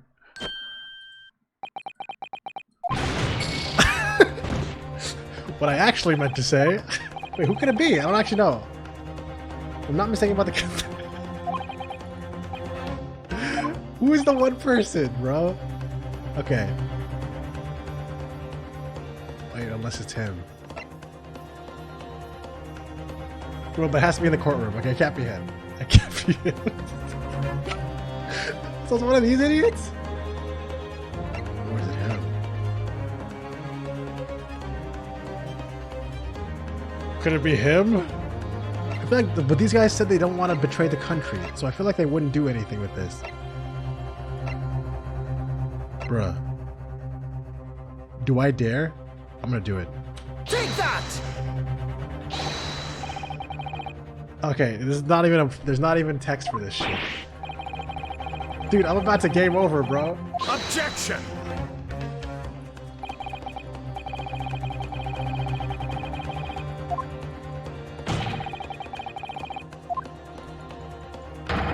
Yo, what the fuck, bro? I'm about to actually game over for the first and last time. This is fucked, bro. Sorry, what did she just say? This is bad.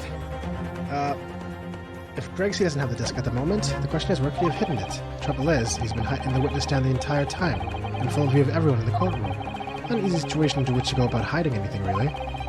Oh, wait. Oh. Wait.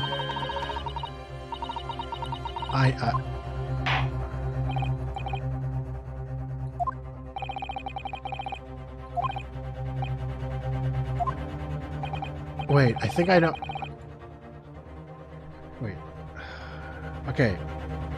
Listen. When he shook the green skullkin. Oh yeah, he did do that.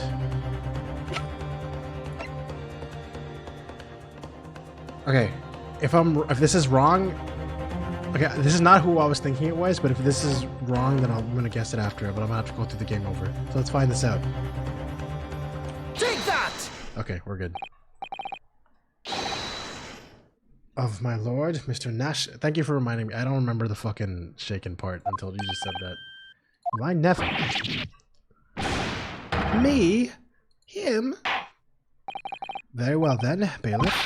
Restrain the witness and conduct thorough search of its personal effects. Please, my lord. Inspector? Scotland Yard, I shall object to this search. Objection! Unfortunately for you, Inspector, objections carry no weight here. In this courtroom, only the prosecution and defense have the authority to object. But Lord Van Zeeks, I have no idea what forces are in play that might influence your actions. But personally, I prefer to err. Bailiff, carry out the search. Now, whole lot of mo. I don't know nothing. Nothing about no disc. Cut it out! I really wish Van Zeeks had actual dialogue, though. Here, my lord, in the witness's pocket. I found this. Good lord, that's another music box disc. I don't know nothing about it. Nothing.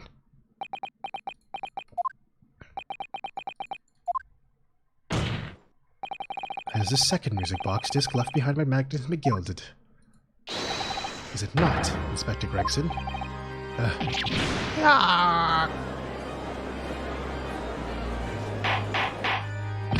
Hold up. Mr. Skulkin, what did you say for yourself? Gordon Bennett. I mean, just Gordon Flamin' Bennett. I swear I didn't know nothing about that disc. Honest to God. Counsel, would you please explain what exactly is going on here? The alleged deal that was struck between this witness and this detective, no?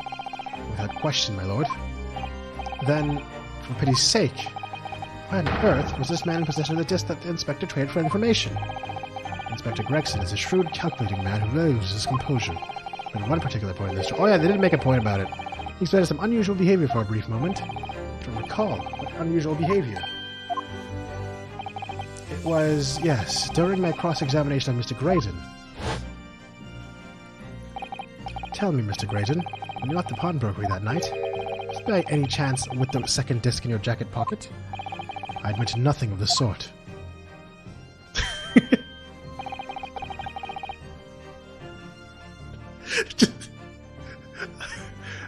Why is that so funny to me? Look at it. He's messing him up, bro. Dude, this guy does not deserve this shit. Damn, look at him. That's aggressive. Well, Mr. Graydon answered my questions. You nodded during that? Oh, you did? The inspector appeared to have grabbed Nash Skulkin by his coat and was shaking him violently. Yeah, he didn't know. Thought me noggin was gonna fall clean off, he did. Was wishing I'd been born as me brother, I was. And what exactly happened to make the detective attack you like that? I ain't got a clue. He just suddenly turned and grabbed me, whistled like that, and started shaking me. Other places didn't you mention the third gun when we got down here? Got you down at the station, that's what he said. He yelled it right down my ear hole, he did. My head's still throbbing now. Why the detective behaved then was extremely out of character. Looking back now, it must have been then that he did it. That was the opportunity Inspector Gregson created for himself in order to hide the disc. Well, bless my wig, he hid it. You. What about fright I felt could have compromised the motive here? The detective had acquired the disc he was after. Why on earth did he proceed to hide it in another man's pocket? As a court of law, you could have just submitted the item as evidence. It would appear, my lord, the inspector was not at liberty to do that. Why have I not? As the man himself revealed earlier, his current assignment has some special conditions. My orders were recover the medium used to convey the secrets leaked from the ministry, and do it on the QT, strictly hush-hush.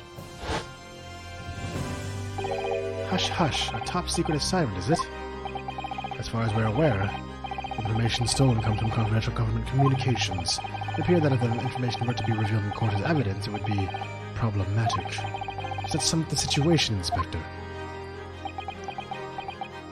I'm operating under direct orders from the ministry. You know what I'm thinking? I'm thinking that whatever these secrets are probably going to be revealed as like a cliffhanger into the next game. Maybe. I'm operating under direct orders from the ministry. I'm afraid I'm not at liberty to answer that question. So, realizing there was a chance that you may be searched here in court, you took steps to hide the disc you had acquired from the witness. Ah, does this mean you only pretend to attack Mr. Skulkin in order to get close enough to hit to him? To slip the second disc into his pocket. So it was all a pretense.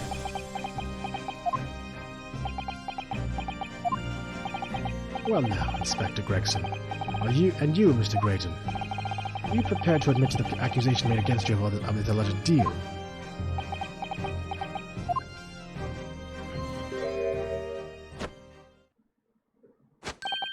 Admit to it, yours truly, please. Mr. Great, is it really gonna be more? Man, bro, just fucking. Why do we have to prove it to this level? Like, just the jury probably would already say not guilty at this point. Gregden Grayson. Did I say Grayson again? I don't even know anymore. Really, our Eastern visitor has an uncommonly active imagination. However, there's no proof that I passed that disc to the inspector. Objection! But then, how do you explain the reason why you knew about the peephole? I'm under no obligation to explain. What? Yes, I lied in my testimony, and that I admit, so sentence me accordingly. But that is all I admit. Murder, leaking government secrets, striking a deal with a detective. All this is young Eastern man's fancy. I have no idea what any of it is about. Are we about to...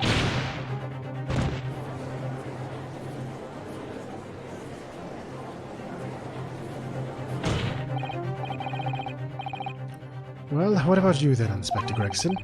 Do you admit to making a deal with Mr. Graydon in order to acquire the disc? You know what? What random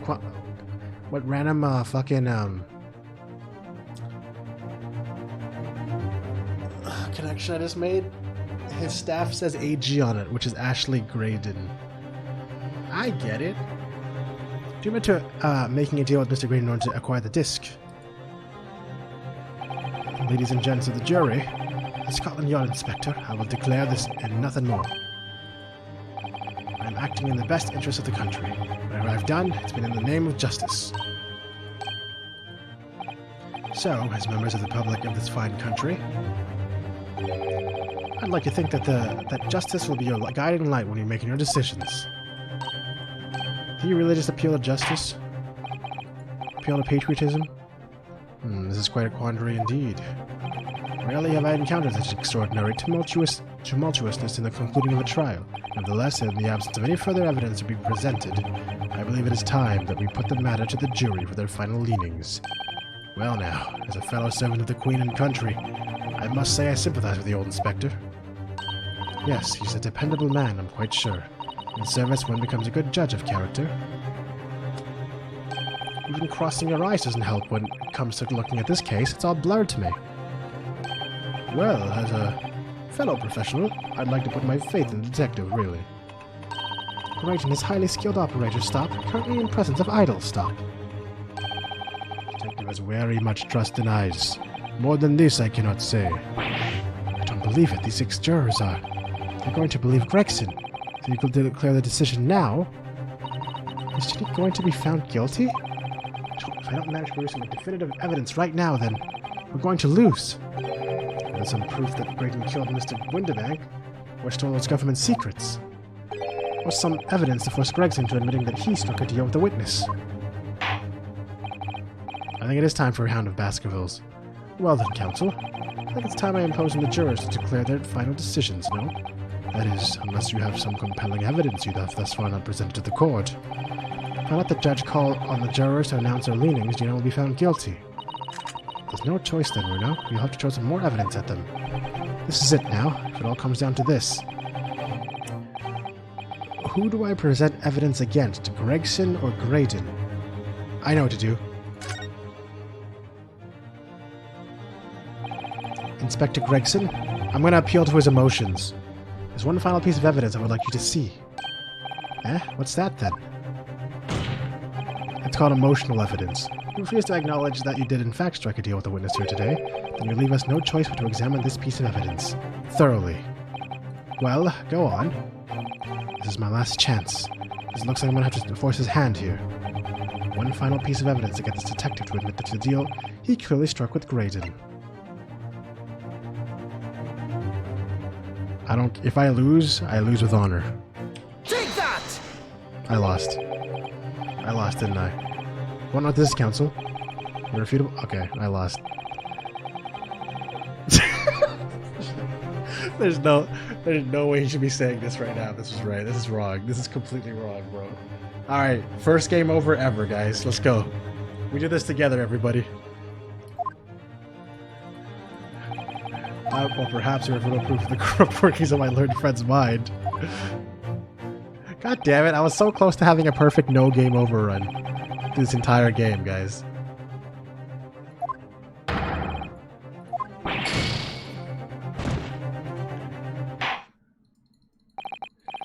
Thank you, councils. I've seen enough. According to the powers vested in me by our Majesty the Queen, I declare no further examination necessary. As such, I shall be requesting. Do I really have to hear him all say guilty? Guilty. A guilty. A guilty. A guilty. A guilty. Guilty. A guilty. Guilty. Guilty. Guilty. Guilty. Guilty. Guilty. Hit your head. Hit your head. Hit it. Bonk. Man, can I just skip this?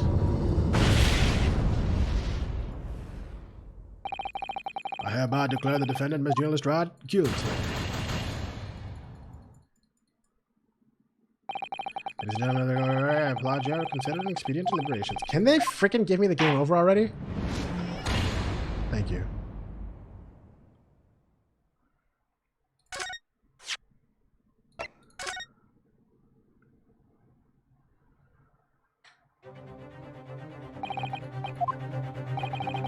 Hey, look! Look at all this. Look at all these lives I have now. But before I do that, because I don't want to ever see that fucking game over screen again in my entire life, I'm gonna make sure I load this if I fail again for the 5th time in a row.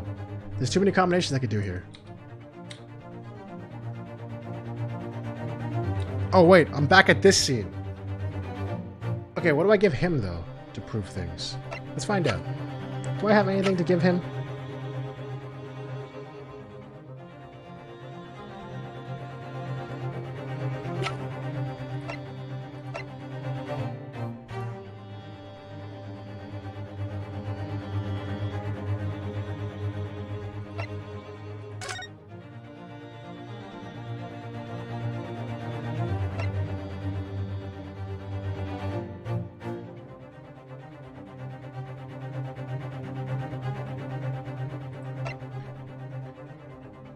Any, when did they switch to not guilty? True, I actually don't even know. I don't think they did ever. I think that was an inconsistency. I should object to it. What would I do? I feel like I picked the wrong person. But then I don't even know who else to pick.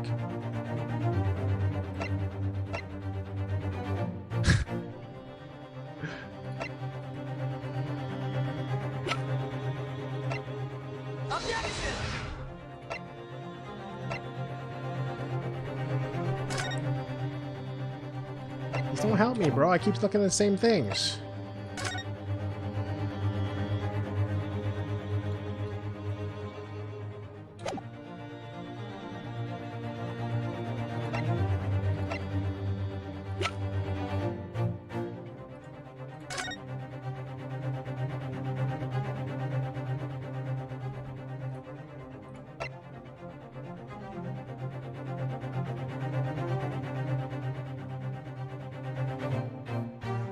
I don't know what to do. I feel like this is not right.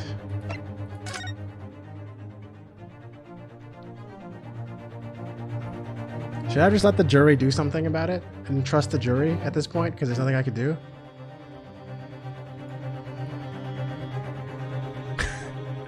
Maybe I should just fail this because I don't think this is anything. I don't think I can do anything with this.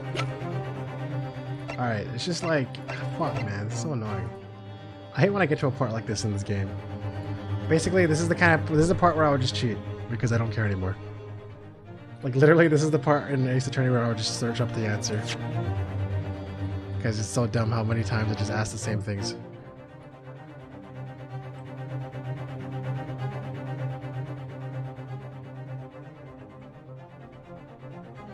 Oh, my history has them saying guilty? You motherfucker. That's not helpful at all. I don't even know what the hell happened before this part.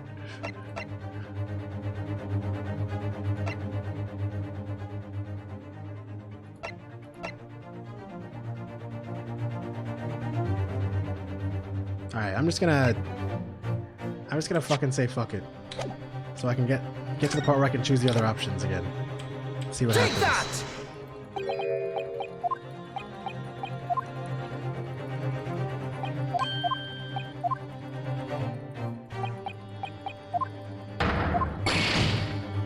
Alright, let's go. Let me change it up. Okay, they only struck that deal at the very last possible moment when they were in the stand. What's more, there's no love lost between them, clearly. It was strictly business. If you think about it, murder and treason are both such serious crimes.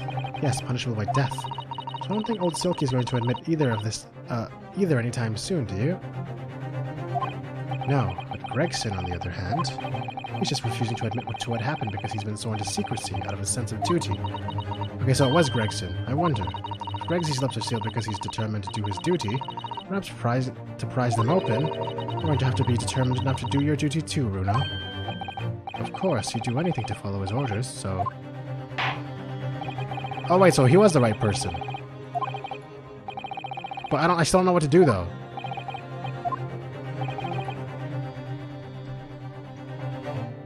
Okay, look, it's literally stuck on this, so that means I picked the right choice. I just gotta pick the right fucking evidence now. I actually picked the right person. Now, how do I swear him to duty?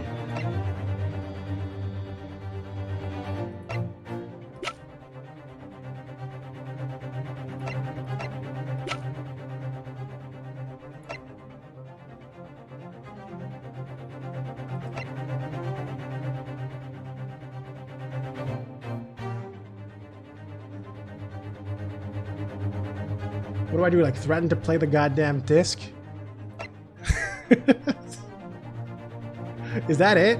It's like, if you don't tell them now, I'm gonna play this disc and reveal this truth to everybody? Take that! Okay, apparently yes. Apparently yes. Is that Mr. McGillicuddy's peculiar music box, Council? Yes, with the disc already in place, ready to play. I think perhaps now would be a good time to listen to the sound produced by the music box again. Only this time... with the second disc we've just discovered set in place as well. Goodness, this disc, Council. Hold it! No, wait. I can't let you do that. Why not? Because, well... because it's got nothing to do with this case. That's why. Objection! I was gonna try the whole last scene over again, or chapter. I mean, I literally saved right before the choice, so I would have just loaded it. Why would I start the chapter over, though? Not true, Inspector. Defense has already proposed. The sounds heard by the court earlier from this music box were part of a Morse code message. We know that Morse code comprises of two distinct tones. The defense believes that the second disc contains a second tone needed to complete the message. And now we have a chance to confirm that theory. We're crying out loud, Sunshine. We're talking about state secrets here. Don't let in the whole courtroom hear the confidential information like that. It's treason. To admit the charge. That in order to protect those state secrets, you engage in unlawful dealings with a witness. You're mad. If you let that secret information out in the public domain, you'll be making an enemy of the entire British government, you idiot! Objection! Let's not forget, Inspector, that you, a Scotland Yard officer, leaked confidential case details to a witness, and that you continue to lie to the court, and all because, by fair means or foul, you're determined to do your duty. Well, by fair means or foul, I'm prepared to do mine. Don't you dare. I will stop at nothing to protect my client, and I don't care who I make an enemy of. My lord, if you please. The court must hear the sounds made without music box. Come on, Van Zeeks, for Pete's sake, stop him. Objection! Inspector, you should know my methods by now. I'm a prosecutor. I'm no Scotland Yard puppet. In this courtroom, my duty is the law. So let me propose a toast to uncovering the truth, by fair means or foul.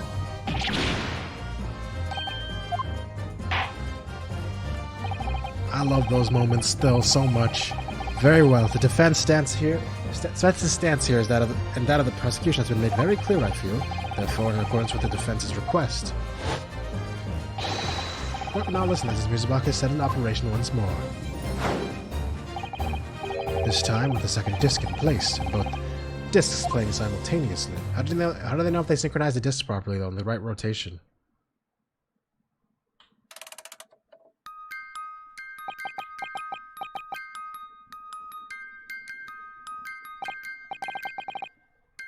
Oh, listen to that. It's unmistakable now.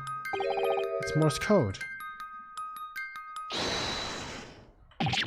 Alright, I admit it. Whatever you want. But for the love of God, shut that bloomin' box up. This is kind of fire? True. As in, it's gonna get some people fired from their jobs.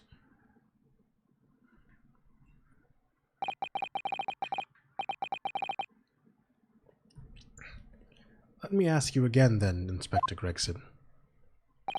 Did you, or did you not, strike a deal with the witness next to you in the stand, Mr. Ashley Graydon? Specifically, did you furnish the witness with confidential case details in exchange for this music box disc? Did you reveal the existence of the peephole in the pawnbroker's storeroom door, Inspector? I did. Stop, what are you doing then? It's all exactly like the young Eastern lawyer said. When the trial resumed after the recess, and we were stood here in the stand together, that's when he approached me with the deal. Shut up, you imbecile. Shut up! Psst, you there. You're the detective who turned up at the pawnbrokery the other day, aren't you? I may have something you're looking for, Inspector. With me at this very moment. So how about a trade? I suggest you accept. Or information that maybe makes certain individuals uncomfortable will soon be very public indeed. I couldn't let that information be public knowledge under any circumstances. So I accepted the man's proposal. I told him details about the case that should have been put him in the clear. The peephole in the storeroom door and the bloodstains on the overcoat. Giving false testimony, this witness intended to have the defendant wrongly accused of— Oh yeah! Wasn't the guy, like, sneaking around during when we sprayed the thing and figured out there was blood on the coat? I remember that being a thing now, like before the trial even started. Fucking Gregson was there, seeing that happen. I totally forgot about that. Inspector, you knew that.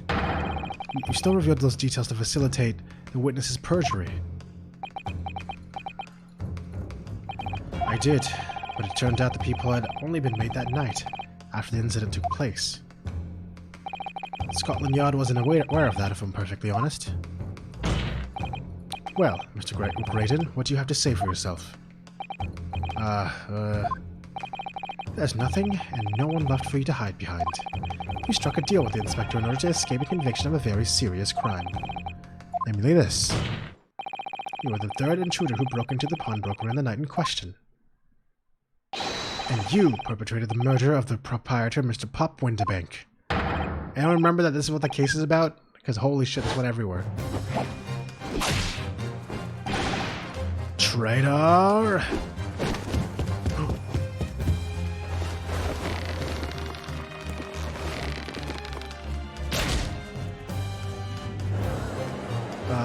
Did he just make him choke on his fucking fish and chips?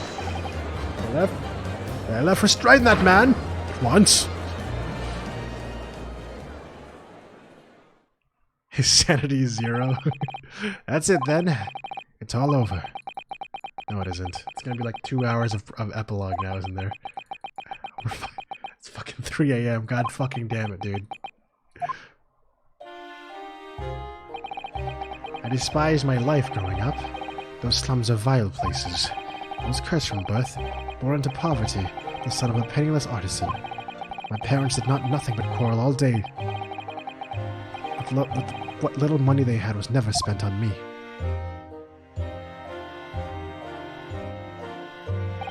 I still really like this guy's design. Like, I'm so freaking addicted to this guy's design because it reminds me of JoJo so much. So I set about studying to better myself, to one day escape from that hellhole. and you eventually became a communications officer. I admire your determination. Then you decide to try and sell government secrets. Why? Isn't it obvious? Because I wanted money. Even now, years later, the nightmares of my life in the slums wake me in the small hours. I want to drown them out, with more money than anyone who lived in that squalor could ever imagine. Then one day I met him. Mr. Magnus McGilded.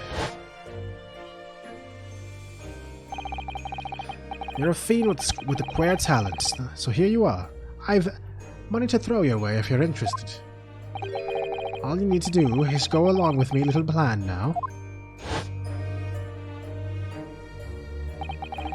I was to steal the Ministry's telegraphic message logs, and McGilded would buy them for a handsome sum. As I was responsible for inspections of the Ministry's communications office, it was a simple enough task. The lure of the devil's offerings.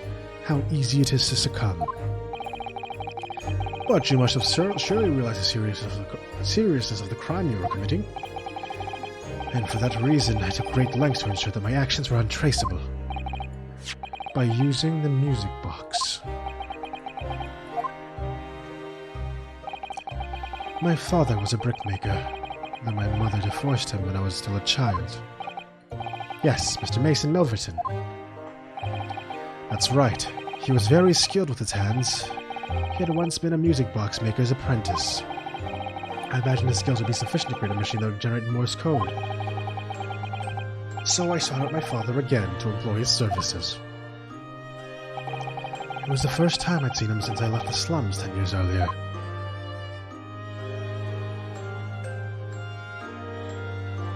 Scary hour at 3 a.m. What's up, 5-year-old Twitch kid?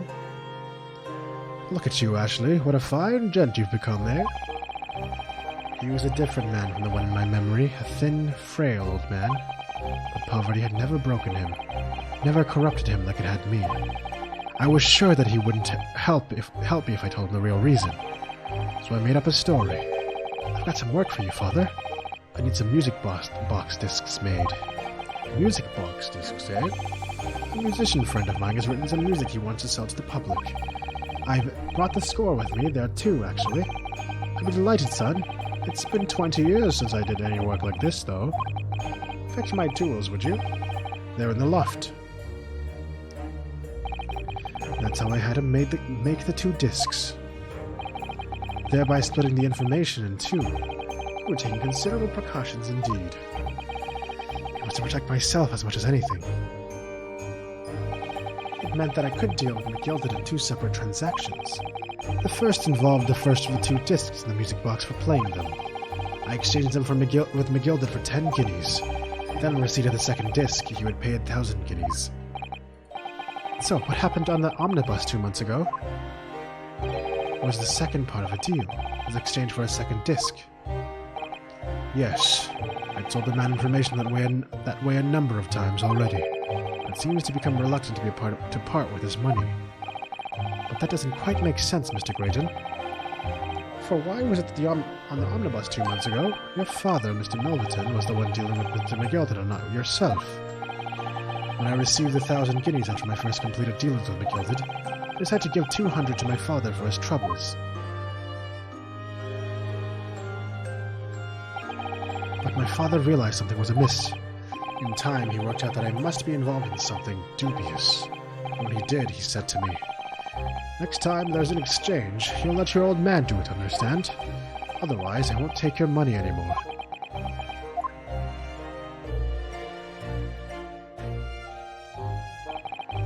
That was my father's way of dealing with it, I suppose. Climb into the omnibus, hand over the second disc, and take the money from McGilded, that's it. He had no idea what was actually on the discs I asked him to make. He never knew. Just like I'll never know why everything went so horribly wrong that night. All I know is that the disc was taken from him, and he never returned home.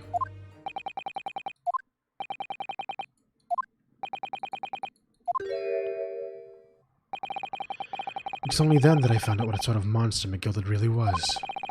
So for 10 years of not once uttering it, I swore in my father's name.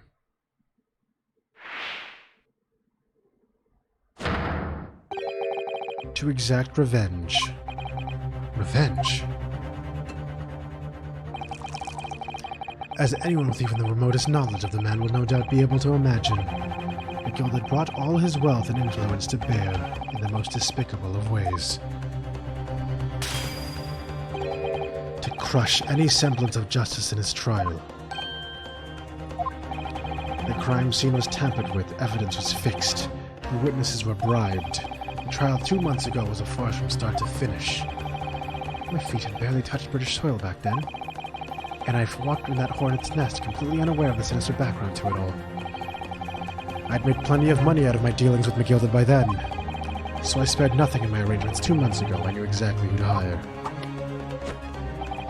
If you're willing to pay the price, there are people in this city willing to do anything you ask. McGilded himself had shown me that. Are you saying that... I think you have the picture now. He twisted everything to his favor in this courtroom to ensure that he walked free. I took matters into my own hands and delivered the justice that the monster deserved. That tragic accident following the trial here 2 months ago was planned and executed by yours truly. Yep, so you were right about that, Pikachu. McGillard's death that day was caused by this man. Everything is ready, sir, if you'd like to follow me into the courtroom. What's this, officer? 'Tis sooner than I was led to believe. I hope it's not inconvenient, sir. There are some changes to the schedule. Well, I must be making tracks now. It's time for the inspection. They're going to examine the omnibus again, so I'm told. I asked if I could be present for it myself. So the policeman who came to tell McGill that he could examine the omnibus again. That's right, an imposter. Wait. Sus. Chocobo, you going to sleep is sus. I'm just kidding. Good night, man. Thanks for sticking it out for so long. That's right, an imposter hired by me. McGill used his wealth to manipulate the trial. He paid people to adulterate the omnibus with all with all manner of false evidence. He threatened witnesses to lie in their testimony.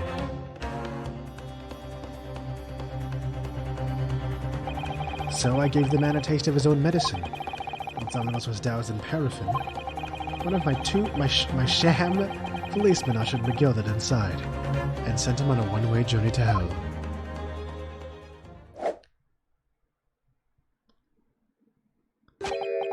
An eye for an eye.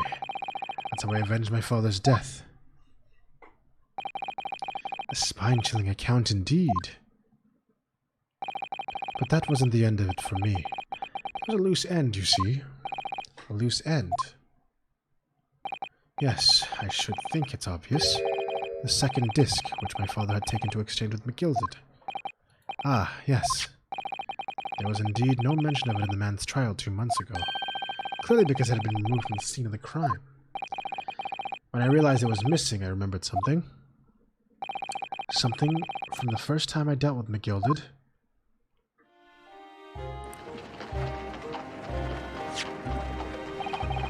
This is the first of 2 discs in the music box. You need to play them. Well, look at that now. What an ingenious little invention. So then, as promised, 10 guineas for you, young man. What's this? Winterbank's pawnbrokery? Aye, it is a pawnbroker's ticket, so it is. You can use it to redeem an article I've deposited there for you. There's no need to give a name. Just hand over the ticket and tell the fiend the watchword. I've put a jewel in pawn for you. I will fetch a good 10 guineas for you if you sell it, so it will. I've never heard of a pawnbroker you've been using quite that way before. Have you not, Mr. Grayton? Women's pawnbrokeries are very useful places, you know. Each one, is like an extremely secure vault. What's up, door? What's up at 3:20 a.m., door? B.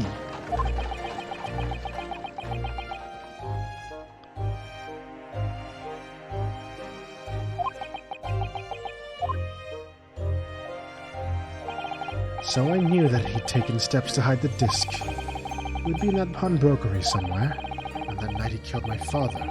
He must have entrusted the ticket to someone. Yes, to Gina. I I remember now.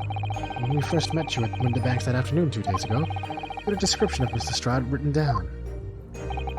How did you know who you were looking for?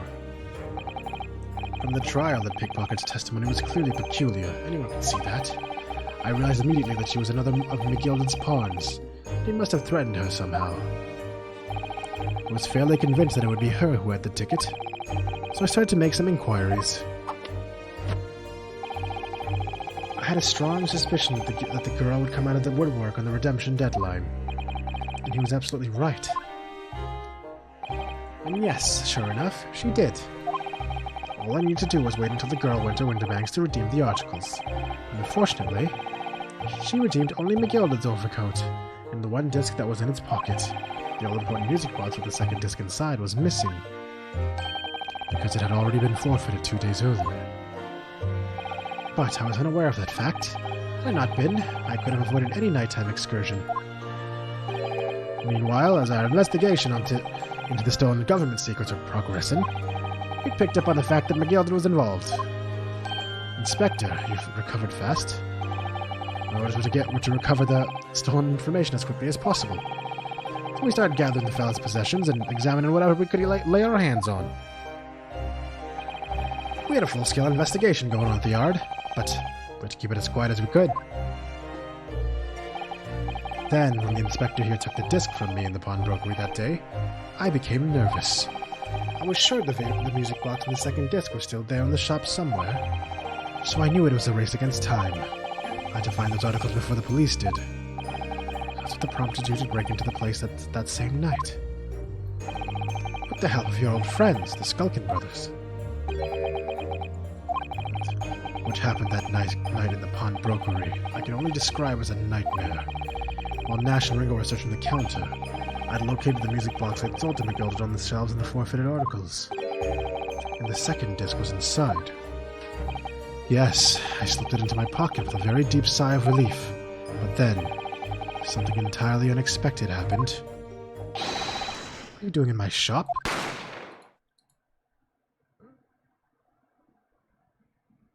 Damn, he just shot first, and then he asked question, then shot before the answer came up. A gunshot rang out in the shop, and I felt a sharp pain in my left arm. The broker fired his gun, and the bullet pierced a limb. Yes, exactly. But unfortunately, I decided to bring my own gun with me that night, just in case.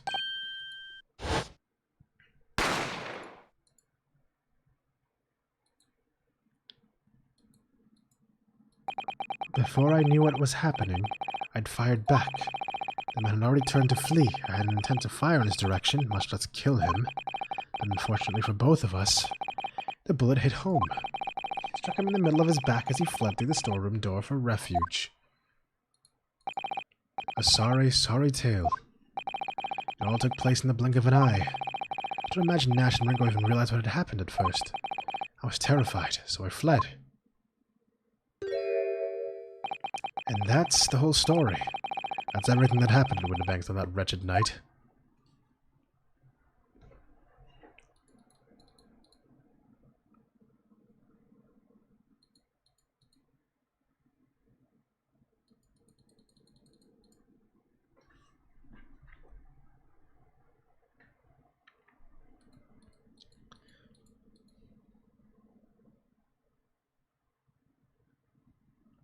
Pause, champ.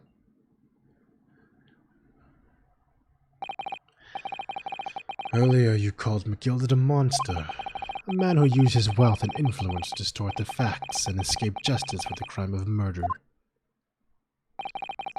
What tragic irony, for what you have done is exactly the same.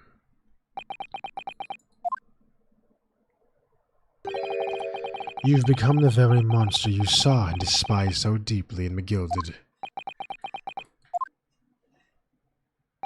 Yes, I think I have.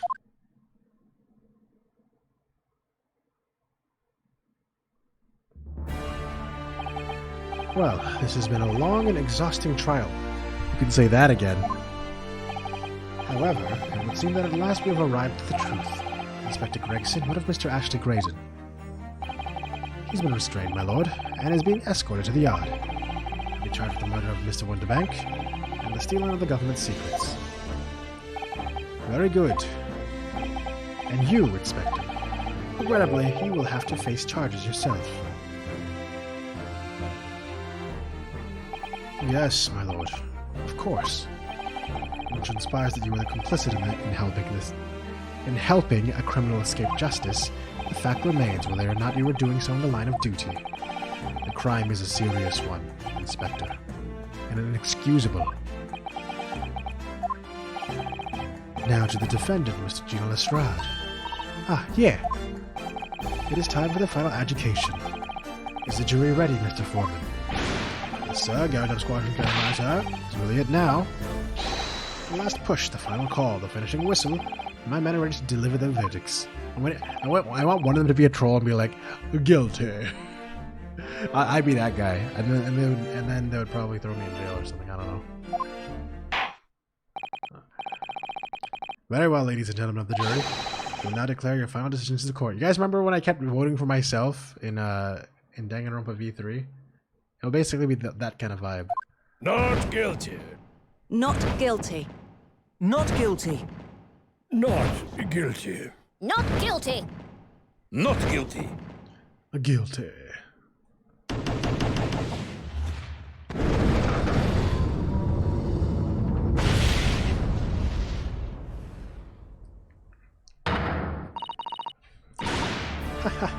That's the stuff. I'm off the hook. I'm off the hook. I don't care about it. Me trying to do this accent right now is just fucking murder. Finally, Bruno, you finally managed to do it. Finally is the word. I really wasn't sure if you'd come out of it on top of it for a while there. Susie was right. You're the best lawyer in the world. Mr. Strada, I'm not finished with you yet. Huh? What are you looking at me like that for? Before you start enjoying your freedom, there are certain other crimes to consider. Eh? 2 months ago, in my courtroom no less, you gave false testimony, did you not? In relation to the trial today, not only did you unlawfully enter Winterbank's pawnbrokery, you also attempted to abscond with Mr. McGilden's property, it seems. Eh? I've never done nothing of the sort. Of course not.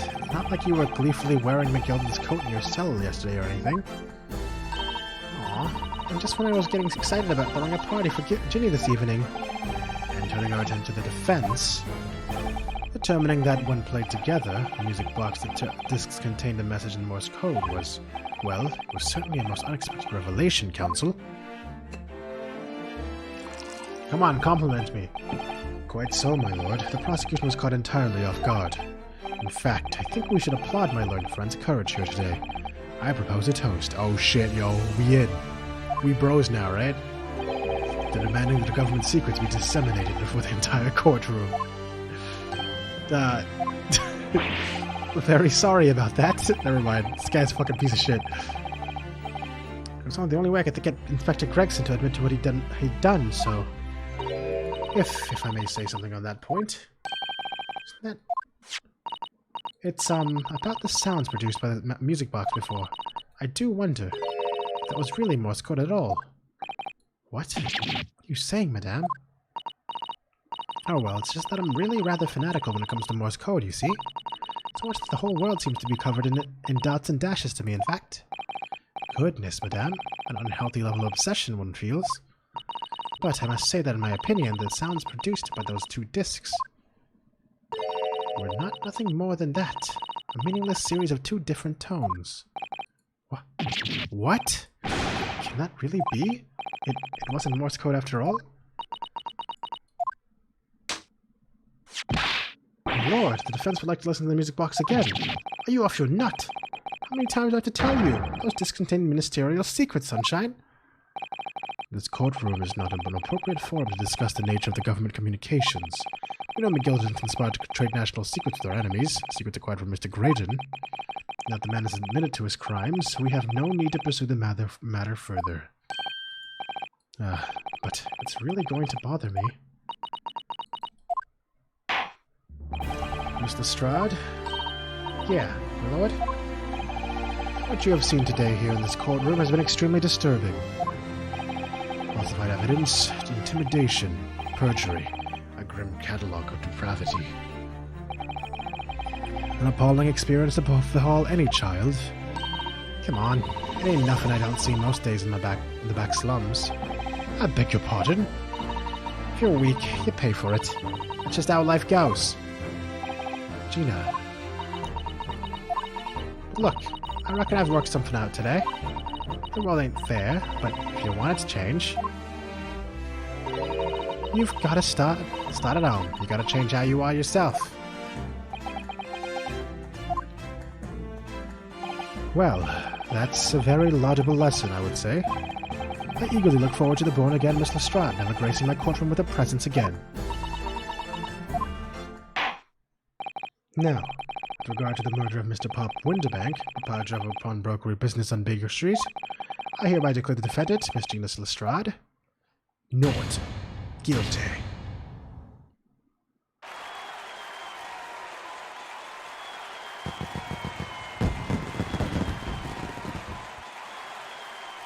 Me too, but I feel like it's not going to be covered until the next game.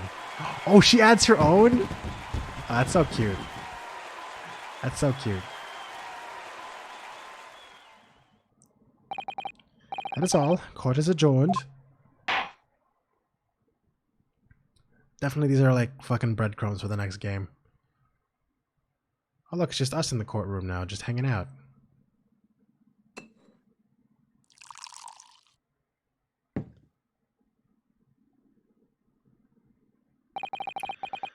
On a personal note, I must say you've surprised me, my Far Eastern friend. Oh. Despite being a Nipponese, you saw through the pretense to the malice that festered within that Englishman. At the same time, saw through the grime to the surprising heart of your English client. You have a curious talent for judging character, especially considering our very different cultures. I don't think there's anything curious about it. Whether we're from the Empire of Great Britain or the Empire of Japan, we're all human beings. We're not so very different on the inside. You know, I took this case for one very simple reason. To lock swords with you once again here in the courtroom. So he really just wanted to fight me. This man really just wanted to fight me over and over again. He admits it too. I respect it. I respect it. You did. When I encountered you for the first time 2 months ago, it reminded me of toasting friendship and trust with another Nepalese, only to find my trust betrayed. Through you, I hope to look into the eyes of the man I once knew and try to understand. Wait. Who was your friend? Was it Cosmo? Don't tell me it was Cosmo. Or is there some crazy fucking... Was it Phoenix Wright from 200 years in the future in a time machine? You mentioned something similar earlier today about total betrayal at the hands of the Japanese. Huh? Yeah, that's a super huh. What happened exactly? Well, you may ask. And one day, when the time comes, you will learn the answer, whether you like it or not. Alright, then I'll wait for that day if I must.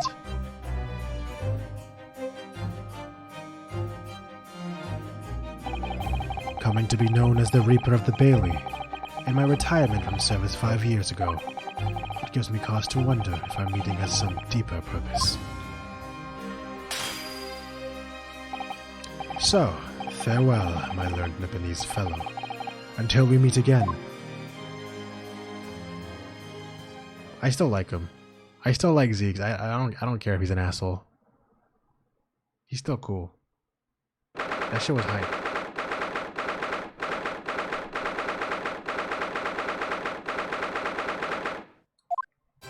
Yeah, or dumb. It's done. It's over at last. Is it? Is it Ryunosuke? But where's Iris disappeared to? Ah, congratulations, Gina. I knew it all along. I knew that you were innocent. Well, you did what you said, Mr. Naraodo.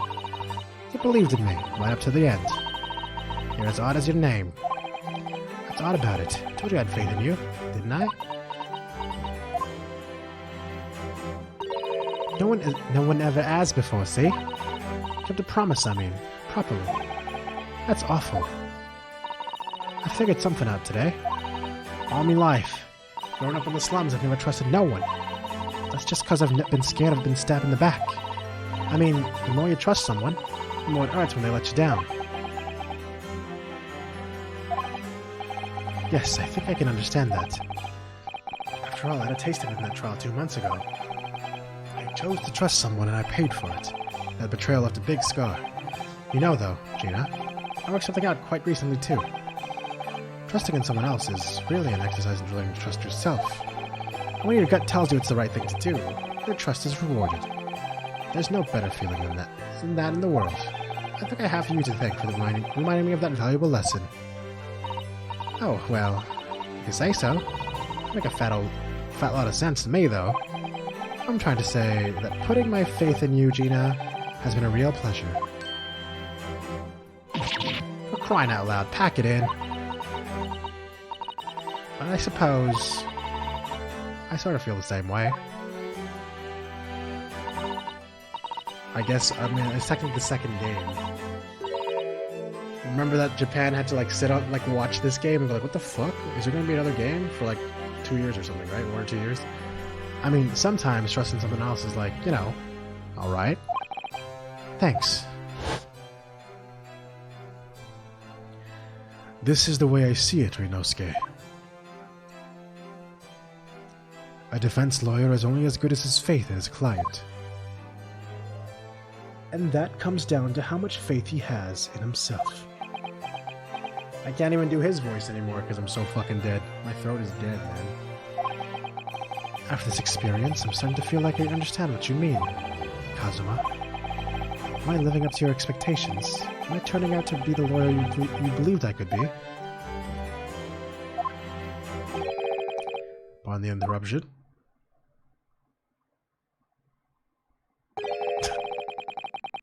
Why? But what the deuce does a man have to do to be noticed around here, my dear fellow?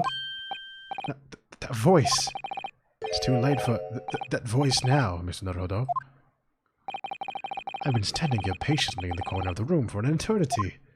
Aha! Yes, it was me all along, I would have said, when finally you noticed me. But you people, with your incessant babbling... Mr. Sholmes? Haha, yes, it was me all along, you see?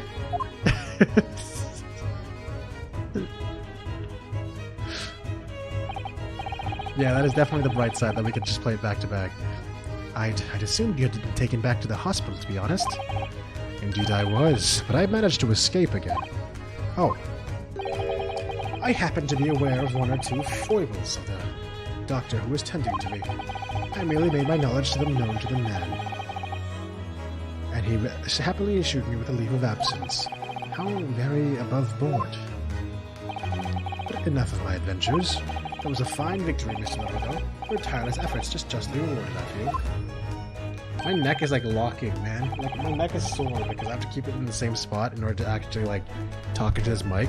Something that I had to practice doing because I used to, like, move my head a lot. Holy shit, it hurts, though.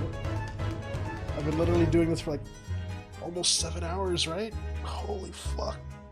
It's the longest stream I've done in a long time. Congratulations are in order. As a close friend, I tip my hat to you. Oh, thank you. Some great detective you are. I think he's great at being as cold as ice, maybe. Have I irked you in some way, Mr. Strahd? While you've been having a snooze in your nice soft bed, some of us have been fighting for our lives. Ah, well, that bullet did cause me to lose a substantial amount of blood, it's true. So I've indeed been feeling somewhat cold. Not perhaps as cold as ice, but, well, have a feel. Could you take your hands off my neck, please, Mr. Sholmes? And, in some way, I suppose, this congratulations are in order for you too, Mr. Strahd. What's that supposed to mean? Why so half-hearted? Well, naturally, it isn't my intention to alarm you, but... an acquittal in a trial with that particular prosecutor is perhaps a little, precarious. Well done, Mr. Sholmes, not alarming in the slightest. Oh, the Reaper, you mean? because anyone who's found not guilty in the trial he was working on winds up dead anyway. Is that it? The very point I was trying to make. It's exemplified by the fate of Mr. McGill did, in fact. Ah, but of course, I pay no attention to such irrational drivel myself. Don't kill her off next game, man. Yeah, well, it don't bother me. Oh, really? Of course not. The way I see it, the Reaper's a bit like them upstairs. From upstairs? You mean, like God? Yeah, from upstairs knows what's what, right? He knows what people are like on the inside. You won't have gotten the wrong end of the stick. There are some coves like that, Bog Trotter, but are rotten to the core. At the end of the day, from upstairs make sure they get what they deserve. I suppose that's one way of looking at it. Divine justice is one thing, though. The Reaper taking matters into his own hand and claiming lives is another. Well, I ain't like the McGildeds of this world, so I ain't scared. I got principles, see?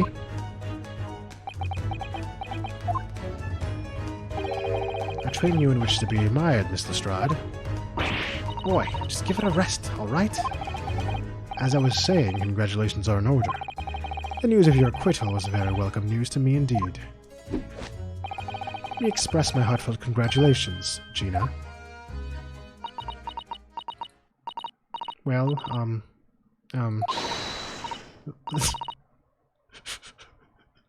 why is that him falling over always so funny to me? There you are, Hurley. How long have you been here? Honestly, I went to the main entrance especially to meet you there. Ah, Iris, my dear, I do apologize. But wait until I tell you what happened. This pair made utter fools of themselves. What happened? As you know, I have a penchant for disguise. I was hiding in this room dressed as a bailiff. But these dolts didn't notice my presence at all. Ah! We're gonna do it.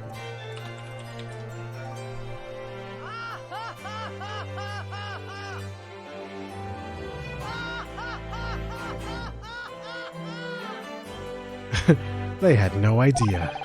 Can you imagine, Iris? Would you credit it? I'm not sure, really. I beg your pardon. I'm sorry, Hurley, but you just don't have the weighty presence you seem to think you have. In fact, you really ought to be careful about that. It's going to land you in trouble one day. I'll be careful. Ouch. Anyway, it's such a shame. I was so hoping to throw a party for Ginny tonight, but you won't be able to come, will you? Don't look like I'm going to be going nowhere for a while. You were the judge's patter. I got stuff to be making amends for, apparently. All them offenses. What was it again? Breaking and entering, taking the Bog Trotter stuff, what was in the log, blah blah blah. Yes, I think you'll find that basically being a pickpocket is the main offense. But do I even need an offense? It's a job, ain't it? I don't think so. Still, as it got me thinking all this, maybe I should start to looking for another line of work. I mean, you didn't start off as a lawyer, did you? Otto? Well, no, but I was never a pickpocket. Well, anyway, I reckon I could make a change. I'm gonna do something for all them like a lot like me from the slums, something that makes a difference for them. It's a wonderful idea, Ginny, and I'm sure you can do it.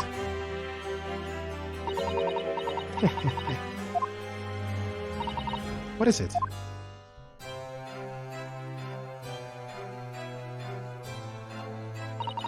Nothing. Christian Lestrade?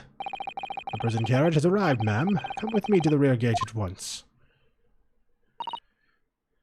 Right, well, looks like I'm off then. Sajiko, yeah, true. Yes, goodbye, Gina, and good luck.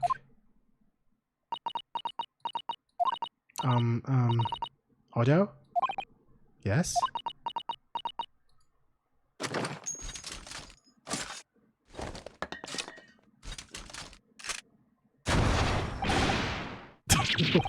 What was that for? I don't know. I mean, I don't know what to say, so... Ah, indeed. Perhaps the situation calls for a phrase hitherto missing from your vocabulary, Miss Lestrade. Eh? On occasions such as this. Tsundere, yeah, basically. I'd recommend a simple thank you. Oh. Oh, yes. It's good advice, Ginny. Thank you! God damn it. Right, I see. Well... Give me a really cool expression. Yes, this is what I wanted. They usually have like that one unique expression from like the client at the end. Thanks, Otto. Wait, oh. There it is! Thank you for everything. What you've done. For believing in me. Yes, that's so cute. That's such a cute smile. Worth. We did it. We protected the smile, everyone. Wait, I guess I can just do this. Perfect. Wholesome. Not at all. In fact, that should be my line. Thank you, Gina.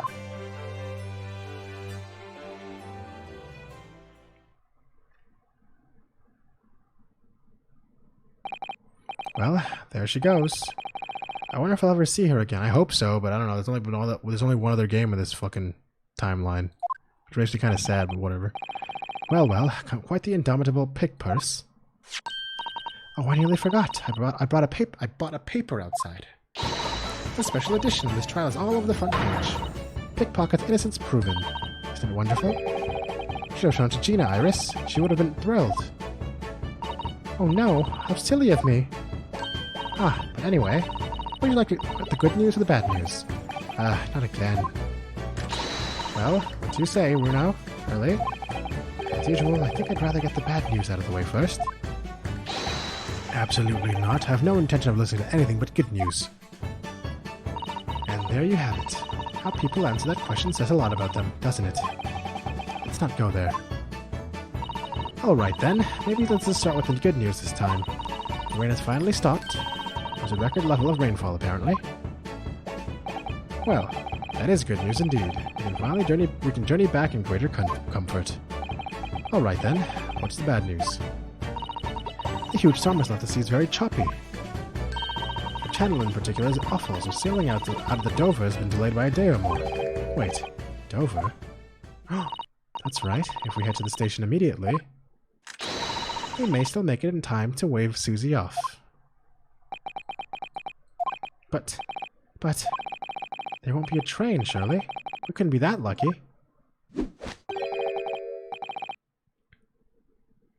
Who do you think I am, Mr. Naruto? Mr. Cholmes? I rushed to the Victoria station earlier and made arrangements for a special express. If we hurry now, we shall be there in time for dinner. And I know of a fine restaurant that serves the most delicious baked sole. The great detective does it again. Indeed he does. I happen to be aware of a number of the rail transport's director's foibles. What? I merely made my knowledge of them known to the man, and he happily laid on the locomotive elementary. Just an idea, but it might be wise to stop manipulating people that way. What are we waiting for then? To London Victoria. I still haven't looked at that sprite yet, Bantuatha.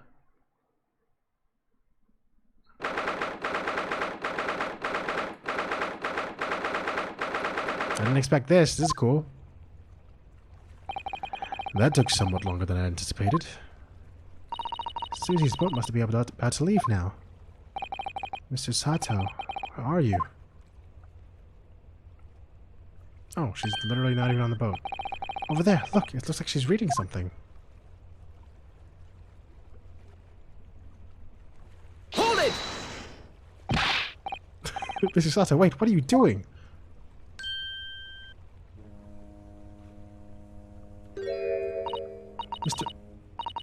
Mr. Naruhodo, what are you doing here? We came as soon as we could after the trial. I mean, we heard that sailings were being delayed due to the bad weather, you see. Oh, I see.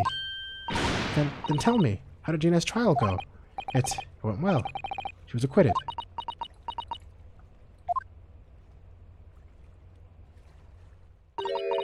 That's wonderful. Really wonderful news. These smiles are like top tier in this fucking game. What the hell? Look, you're about to throw into the sea. It was your Encyclopedia of British Law, wasn't it? Oh dear, I was hoping you hadn't seen that. I'm not worthy of practicing law in any way now, so I was saying my final farewell. We're saying goodbye to law. You, Sato-san. Would I be correct in assuming it's because of the peephole, Mr. Sato? I deliberately altered the scene of the crime, and then I tried to hide the fact. What I did is utterly unforgivable. That reminds me. How did you even come to have this, Susie? True, how did she take that? On the evening of the incident, Mr. Sholmes had invited Gina to dinner. And if you remember... Oh yes, we had a wonderful time. Well, Gina gave us a little introductory lesson, didn't she? To the art of pickpocketing, I mean? Oh, that was so much fun. I stole Renault's armband. Yes, please don't do that ever again, Iris. That band's very important to me. Well, if it's so important, you should pay more attention to it. You didn't notice for ages. On a whim, I thought it would be fun to see if I could take the cat flap-o-mat. So I pulled it up my sleeve. I put it up my sleeve. What the fuck? Really? How did you fit that in your sleeve? And then I rather forgot about it until I found myself in Mr. Winterbank's shop with it. Wait, what? What the hell kind of hammer space are these fucking sleeves? I see. And then...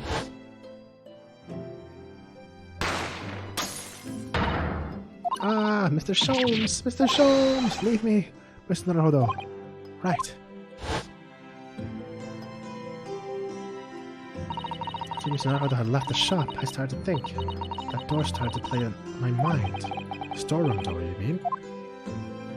Yes. If Gina was anywhere in the shop, I realized it could be only behind that door. At that moment, that little device I had on my sleeve, literally, she literally had a device up her sleeve, sprang to mind. I was so worried about Gina. I simply had to know. So, you used the cat flap-o-mat to make the peephole in the door. That's captured in a photographic print of the shop. By one of Hurley's red-handed recorders. Indeed, it was of the first importance, that point. Precisely when the peephole was made, that information would prove to be Mr. Naruhodo's greatest weapon. But naturally, with that proof, it would have amounted to nothing. But when I looked through the hole in that door, the sight that met my eyes made my blood run cold. Thoughts started running through my mind. I remembered the trial 2 months earlier, the trial of Magnus McGilded. Not about how he had manipulated the evidence and arranged false testimony to secure his freedom. It made the British justice system feel very dark and sinister to me. And then a terrible thought occurred to me. What if some wicked criminal was planning to do the same thing now? Because from the appearance of the crime scene, it was exactly as though Gina had shot Mr. Winterbank. Even though I was sure she would never have done such a thing. You were worried that the true culprit would try to frame her for the crime. That's right, but then I realized. It would be very difficult for anyone to give false testimony in this case. What do you mean? Well, the crime appeared to have happened behind the door of a locked room. For someone to claim falsely to have witnessed it, there would have been a way to see beyond the door. Ah. For which, a peephole would be... Wait, so she actually predicted this shit? A peephole would be the very thing. Only the peephole I had made wasn't actually there until after the crime had been committed, of course. And the criminal would know that, so it wouldn't make any difference. The possibility of a rather ingenious trap was there, was it not? A trap? Is that why she did it? So, is that why you kept it a secret, Susie? You never mentioned that you made the peephole to anyone, not even to the police. I know. So she cheated to win. Okay. Any of the time that what I was doing was wrong, a criminal offense even. That's why I decided to confide in Mr. Sholmes. If Mr. Naruhodo was completely backed into a corner, with no other possible means of escape. The truth about the people could save him, that was my plan. She really does think of everything. But then, why didn't you just tell me everything before the trial began? My dear fellow, you're not thinking straight. If she had done that, it would have rendered you complicit in the whole escapade. Ah. You could have been disbarred if you had been seen to have known... You could have been disbarred if you'd been seen to have knowingly tampered with the crime scene. Mr. Sato decided to shoulder the burden of responsibility alone. For your sake, and Miss Lestrade's. Miss Usato. The truth is, when it happened, I did it because I'd lost a little of my faith in the law. Oh. I was worried that the right person wouldn't be convicted of the crime. But the moment I allowed myself to think that, is the moment I lost my right to call myself a judicial assistant. What you did isn't comparable to what he did. Graydon is the one who lied in the witness stand, using the people as a way to implicate Gina. And besides, if the people inconsistency hadn't existed, I'm not sure at all that she would have been acquitted in the end. Mr. Sato, what you did saved Gina's life. Well, with your kind words, Mr. Naruhodo, you've saved me too from my regrets.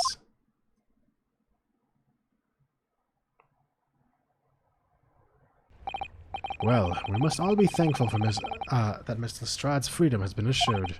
Yes, exactly, although some of the loose ends in that trial will continue to play on my mind, I'm sure. But the revelation of the music box 6 contained secret messages, Naruhodo. Mr. Naruhodo, I'm proud to work that out. I'm full of admiration.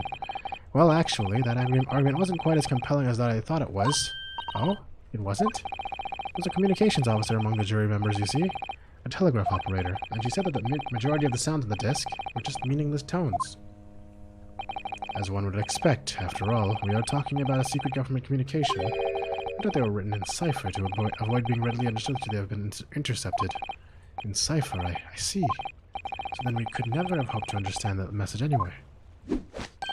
Nonsense, my dear fellow. It's quite a zero-pipe problem, I assure you.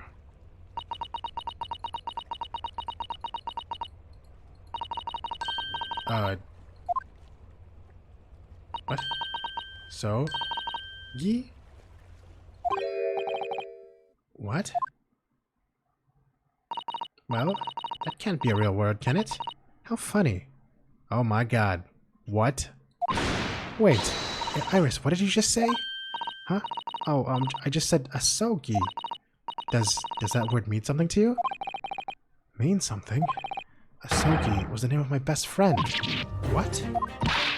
But how? How do you know that name, Iris? I wrote it down during the trial before, when the message was playing on the music box. She transcribed it on the fly? She really is a genius. I thought the message probably wouldn't be written out in plain Morse code, so I tried various ways to interpret it. But whatever I tried, the words just didn't seem to make any sense. That is, in English at least. Oh. It suddenly occurred to me, you see. There's more than one Morse code, not just the English variety. Various countries around the world have altered and added to Morse code to use it in their own languages. I don't believe it. Are you saying... That's right. I've only actually seen a chart of Japanese Morse code once before. But I think it's based on the Iroha Pangram, isn't it? You mean to say that in Japanese Morse code the message says asogi? Yes, I think so. Sorry, but I don't really remember all the Japanese Morse code. Iris, would you let me see that? Mr. Sato, do you know it? Do you know Japanese Morse code? Yes, I spent some time studying it. Because I'm quite sure Morse code will become ever more important for international communications. Then, might I recommend, my dear madame, that you focus your efforts in the English version? Be that as it may. Iris, show me the message, please. Of course.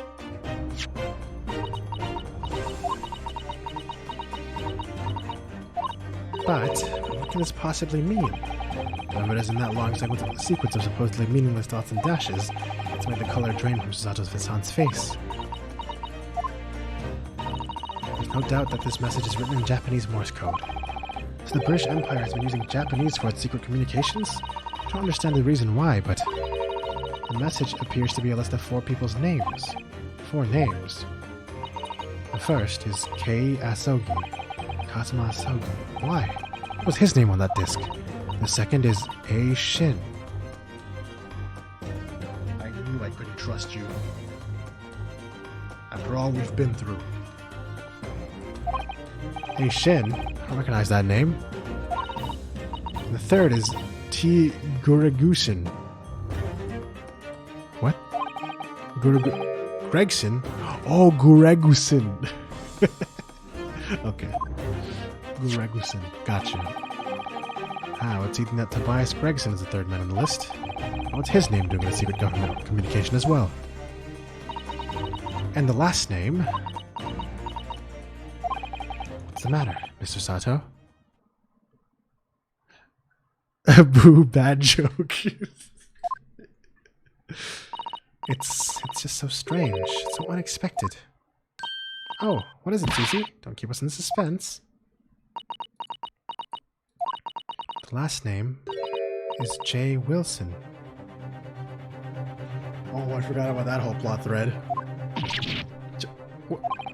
Wilson? John H. Wilson? You mean Daddy? It says only J. Wilson, so I'm afraid I can't be sure. Then, after the 4 names, it reads, if I translate from Japanese, that is all 4. And that's the end of the message. Or rather, the end of what you noted down, Iris. John Wilson is supposed to be like the equivalent of John Watson. And is the dad of Iris Watson here. Or Iris Wilson. I just can't believe it. Who would have ever thought? Those discs contain Japanese Morse code. And also he died in the first case. Not to mention the strangeness of some disturbingly familiar names. It would appear this particular message is a communication of some kind between Great Britain and the Empire of Japan. So, Daddy could be in Japan then. Where Susie and Runo come from. Oh, well... No, it's not very likely, really, is it? I mean, there are thousands of people with the surname Wilson. There must be lots of J's among them.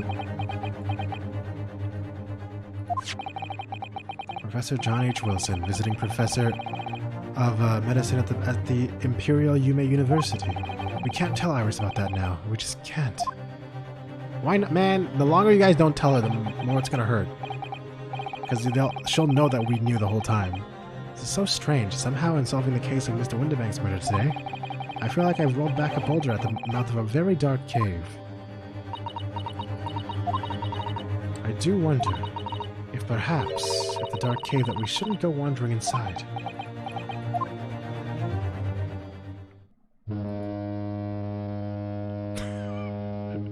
Honk. Oh dear, the ship is going to set sail soon. Yes, it seems so. I'll sail on that steamship first to the port of Dunkirk in France, and I'll change onto a larger passenger vessel bound for Japan. It's all connected, at least for now, until the set. Yeah, they've been connecting all their more recent games, like the 3D ones, and I guess also Apollo Justice. They tend to make all the cases just connect now as one thing. There's no standalone cases anymore. There's always connections in some way. You're really going then, Susie? I wish you a safe passage, Mr. Sato. Thank you so much. I wish you all the very best. Mr. Sato, I had hoped to have you always at my side to guide me and support me. Mr. Naruhodo, please, come back soon. As far as I'm concerned, you really are the very best judicial assistant in the world.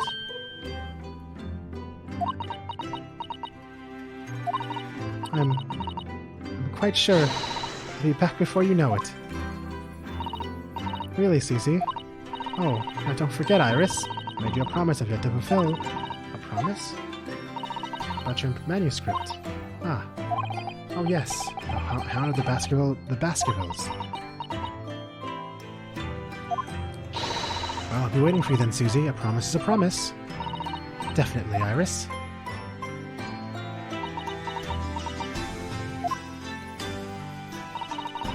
Mr. Naruto? Yes? Do you remember the first time we met? Yes, of course. And yes, says Booyah! When I was... Wait, what? No, it wasn't. That wasn't the first time we met, because I... What are you... What about the first case? If I remember rightly, you threw me halfway across the cabin with a Sato takedown. You know very well that I'm talking about after that.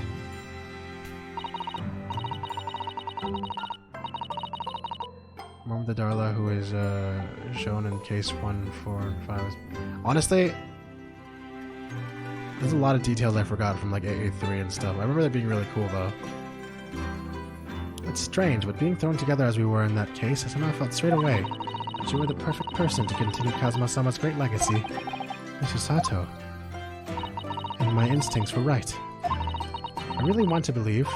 No, I'm sure that... I'll be back soon. Farewell until then. Are you gonna be back mourning your dead father, or what? Or is that not how it's gonna... Oh shit, anime. I think? Yes. Yes, anime.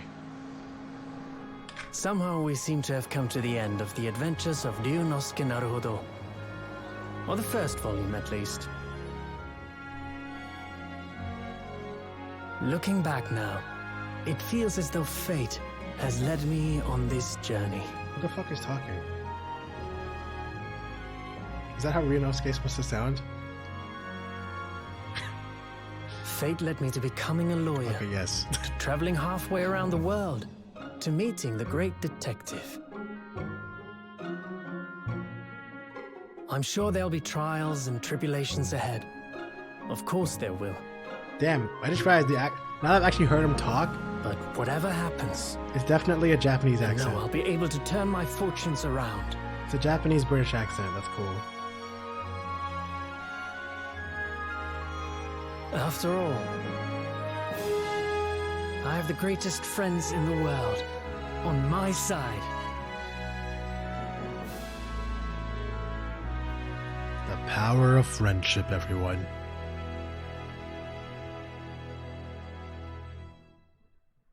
It's magic. Thank you. Oh. Ah, yes, Mr. Naruhodo. Yes, Mr. Sholmes. I have some rather awkward news. The railway company has decided to sue over the special express train, apparently. Huh? It caused such a commotion on the line, all the other trains had to wait at stations. But really, we wouldn't have never made it to Dover in the time otherwise. Anyway, I explained everything and how it was all your fault. Huh? Huh? I believe a formal complaint should be delivered to your office tomorrow. But not to worry, my dear fellow. According to Mr. Sato, you love defending yourself in court. Huh? Huh? Huh? Oh, is this the part where we get to say objection? It's alright, I'm perfectly happy to testify. He really didn't look like the sort of man who'd do something so outrageous. See? Huh? Mr. Sholmes? Yes? A word, if you don't mind. Why, certainly, any word you like. But bellow it out, my dear fellow. Oh yes, I'd love Bruno's words, and I know just the one he'll use here. Then, I really must say... Objection! There it is.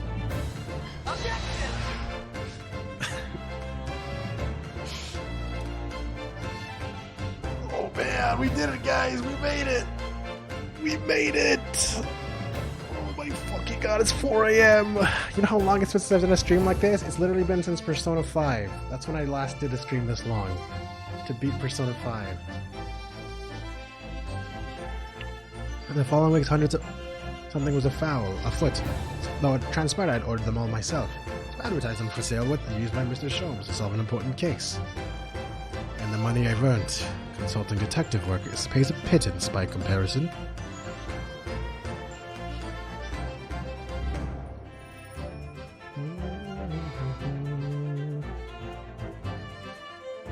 Were you watching these credits during this stream, Taco? Ah, I haven't slept a wink. This manuscript is due tomorrow now. When I'm this busy, Hurley usually cooks me breakfast. Well, cooks is an overstatement. With some dry toast and some insipid coffee. I do miss Susie and her lovely Japanese breakfasts.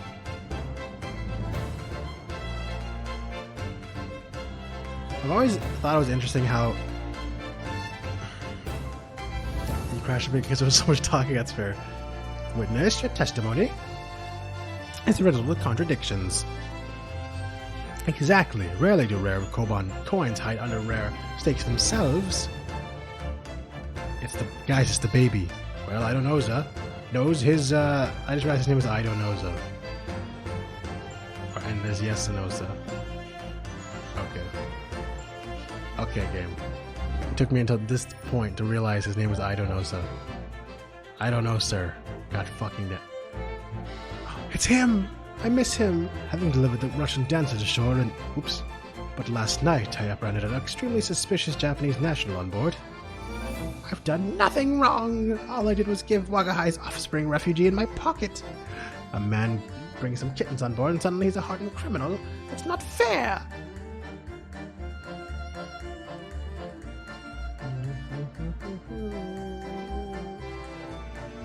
Yeah, I was kind of wishing he would be in the entire game. I thought he was going to be, but I guess it made sense he had to stop.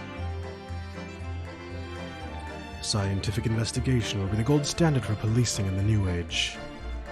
I dream of a world governed by the tenets of order and discipline. Like a great clock, in fact, whose hundreds of parts mesh together in perfect unison. Now, if you'll excuse me, I have but 2 minutes and 37 seconds left until my next appointment.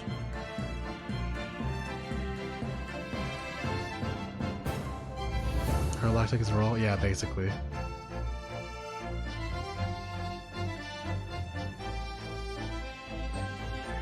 The latest Rand's magazine is out, and I mean it again. Whenever I say that one line which she wrote now, I get a standing ovation. Wanna hear it? Not bad, I suppose. For an amateur.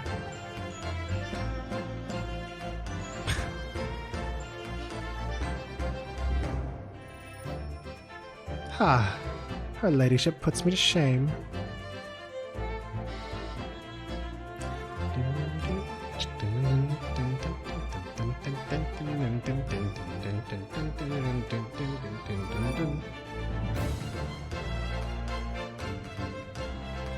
Been visiting the old girl on a daily basis, of course.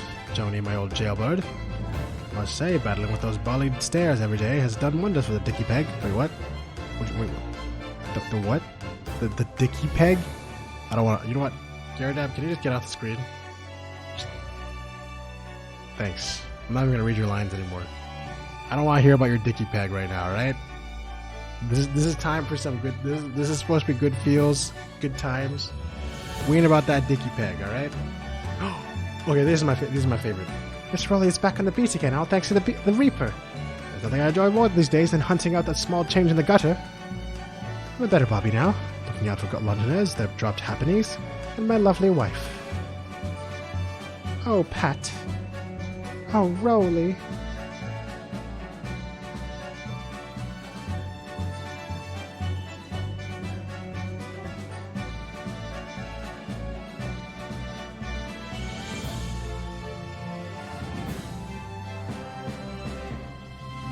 Looks like I'm gonna be doing time for a bit now.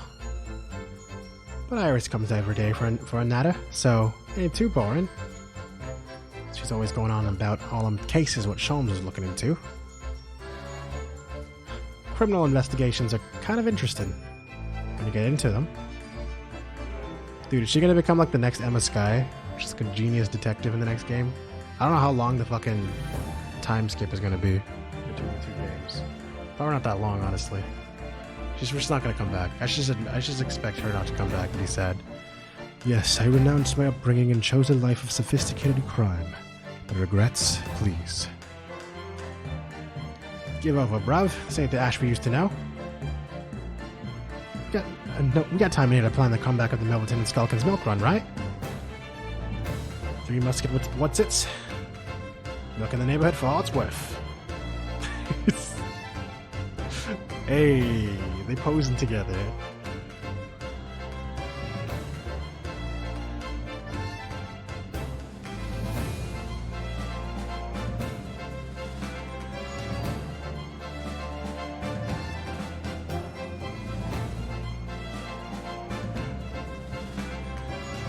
This past 6 months has been a time I shall remember forevermore.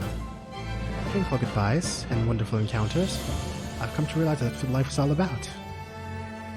Naruhodo-san, I promise. Your assistant will return to you one day. But for now, I leave you with many memories.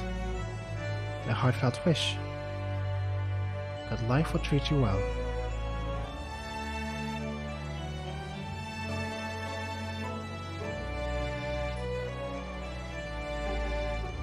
To make sure she died, nah, she good.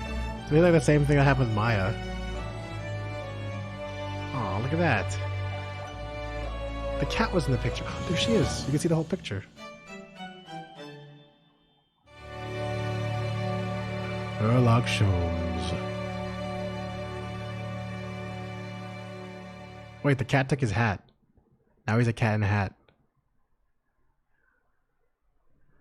Just put a corpse in there. I don't. Speaking of Kazuma, what is this? Okay. Oh, it's the rest of the credits. Is it gonna be everyone walking? Okay, this is like a Monster Hunter credit scene. I guess it is Capcom. That means it's gonna be them walking past every notable NPC in the game, like in Monster Hunter when they walk past every monster at the ending. Hat and a cat. It's disgusting.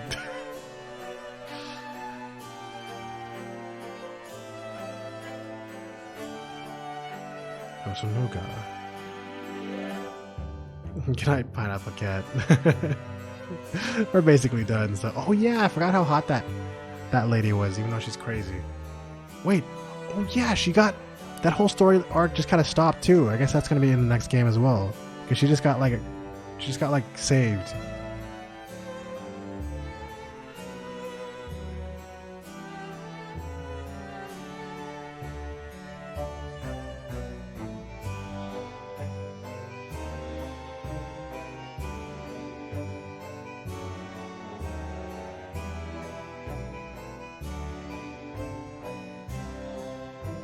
I guess I wasn't lying when I said there's gonna be 2 more hours of shit. Man,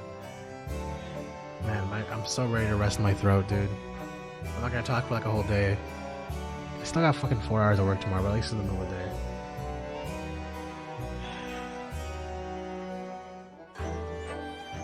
Oh, Kazuma disappeared because that's where he died.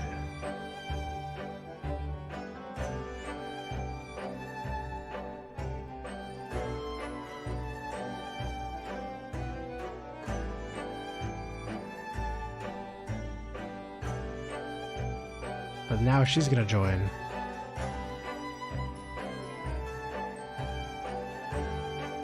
And give him the sword. Right? What the hell's happening? No, never mind. Everyone actually died at the end of the story.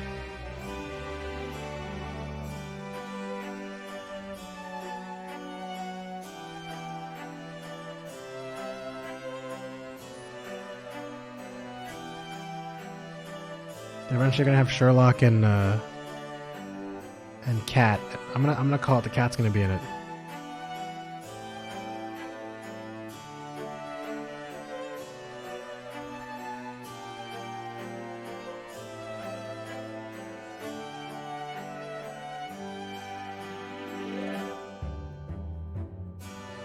Sherlock will show up soon. He wasn't really relevant until third case, I feel like. I mean, he was there in the second case too, actually, but he wasn't like... They didn't live with him until like the fourth case. Right? Fourth or fifth case? There he is.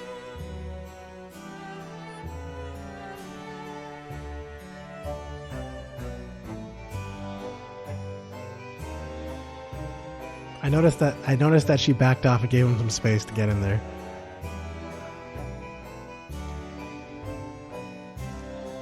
I'm realizing how tall those two are now.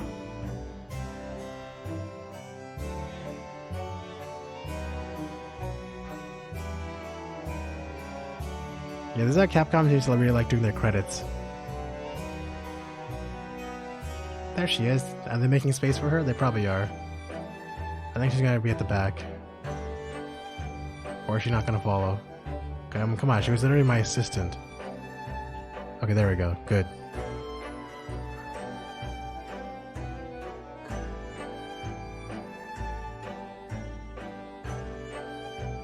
Dude, look how tall he is.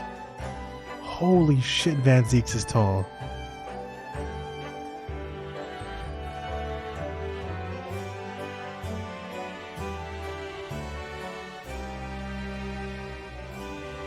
Her little walkie cat, yeah. She's got a cute walk. Don't shoot us. She's loading. He's loading up. Oh, too late. I really like that smile that Gina does at the end. So cute.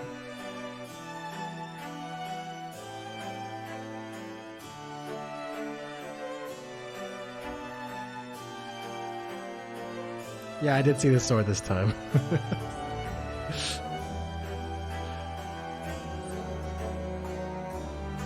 Sorry, the mouse was on her head.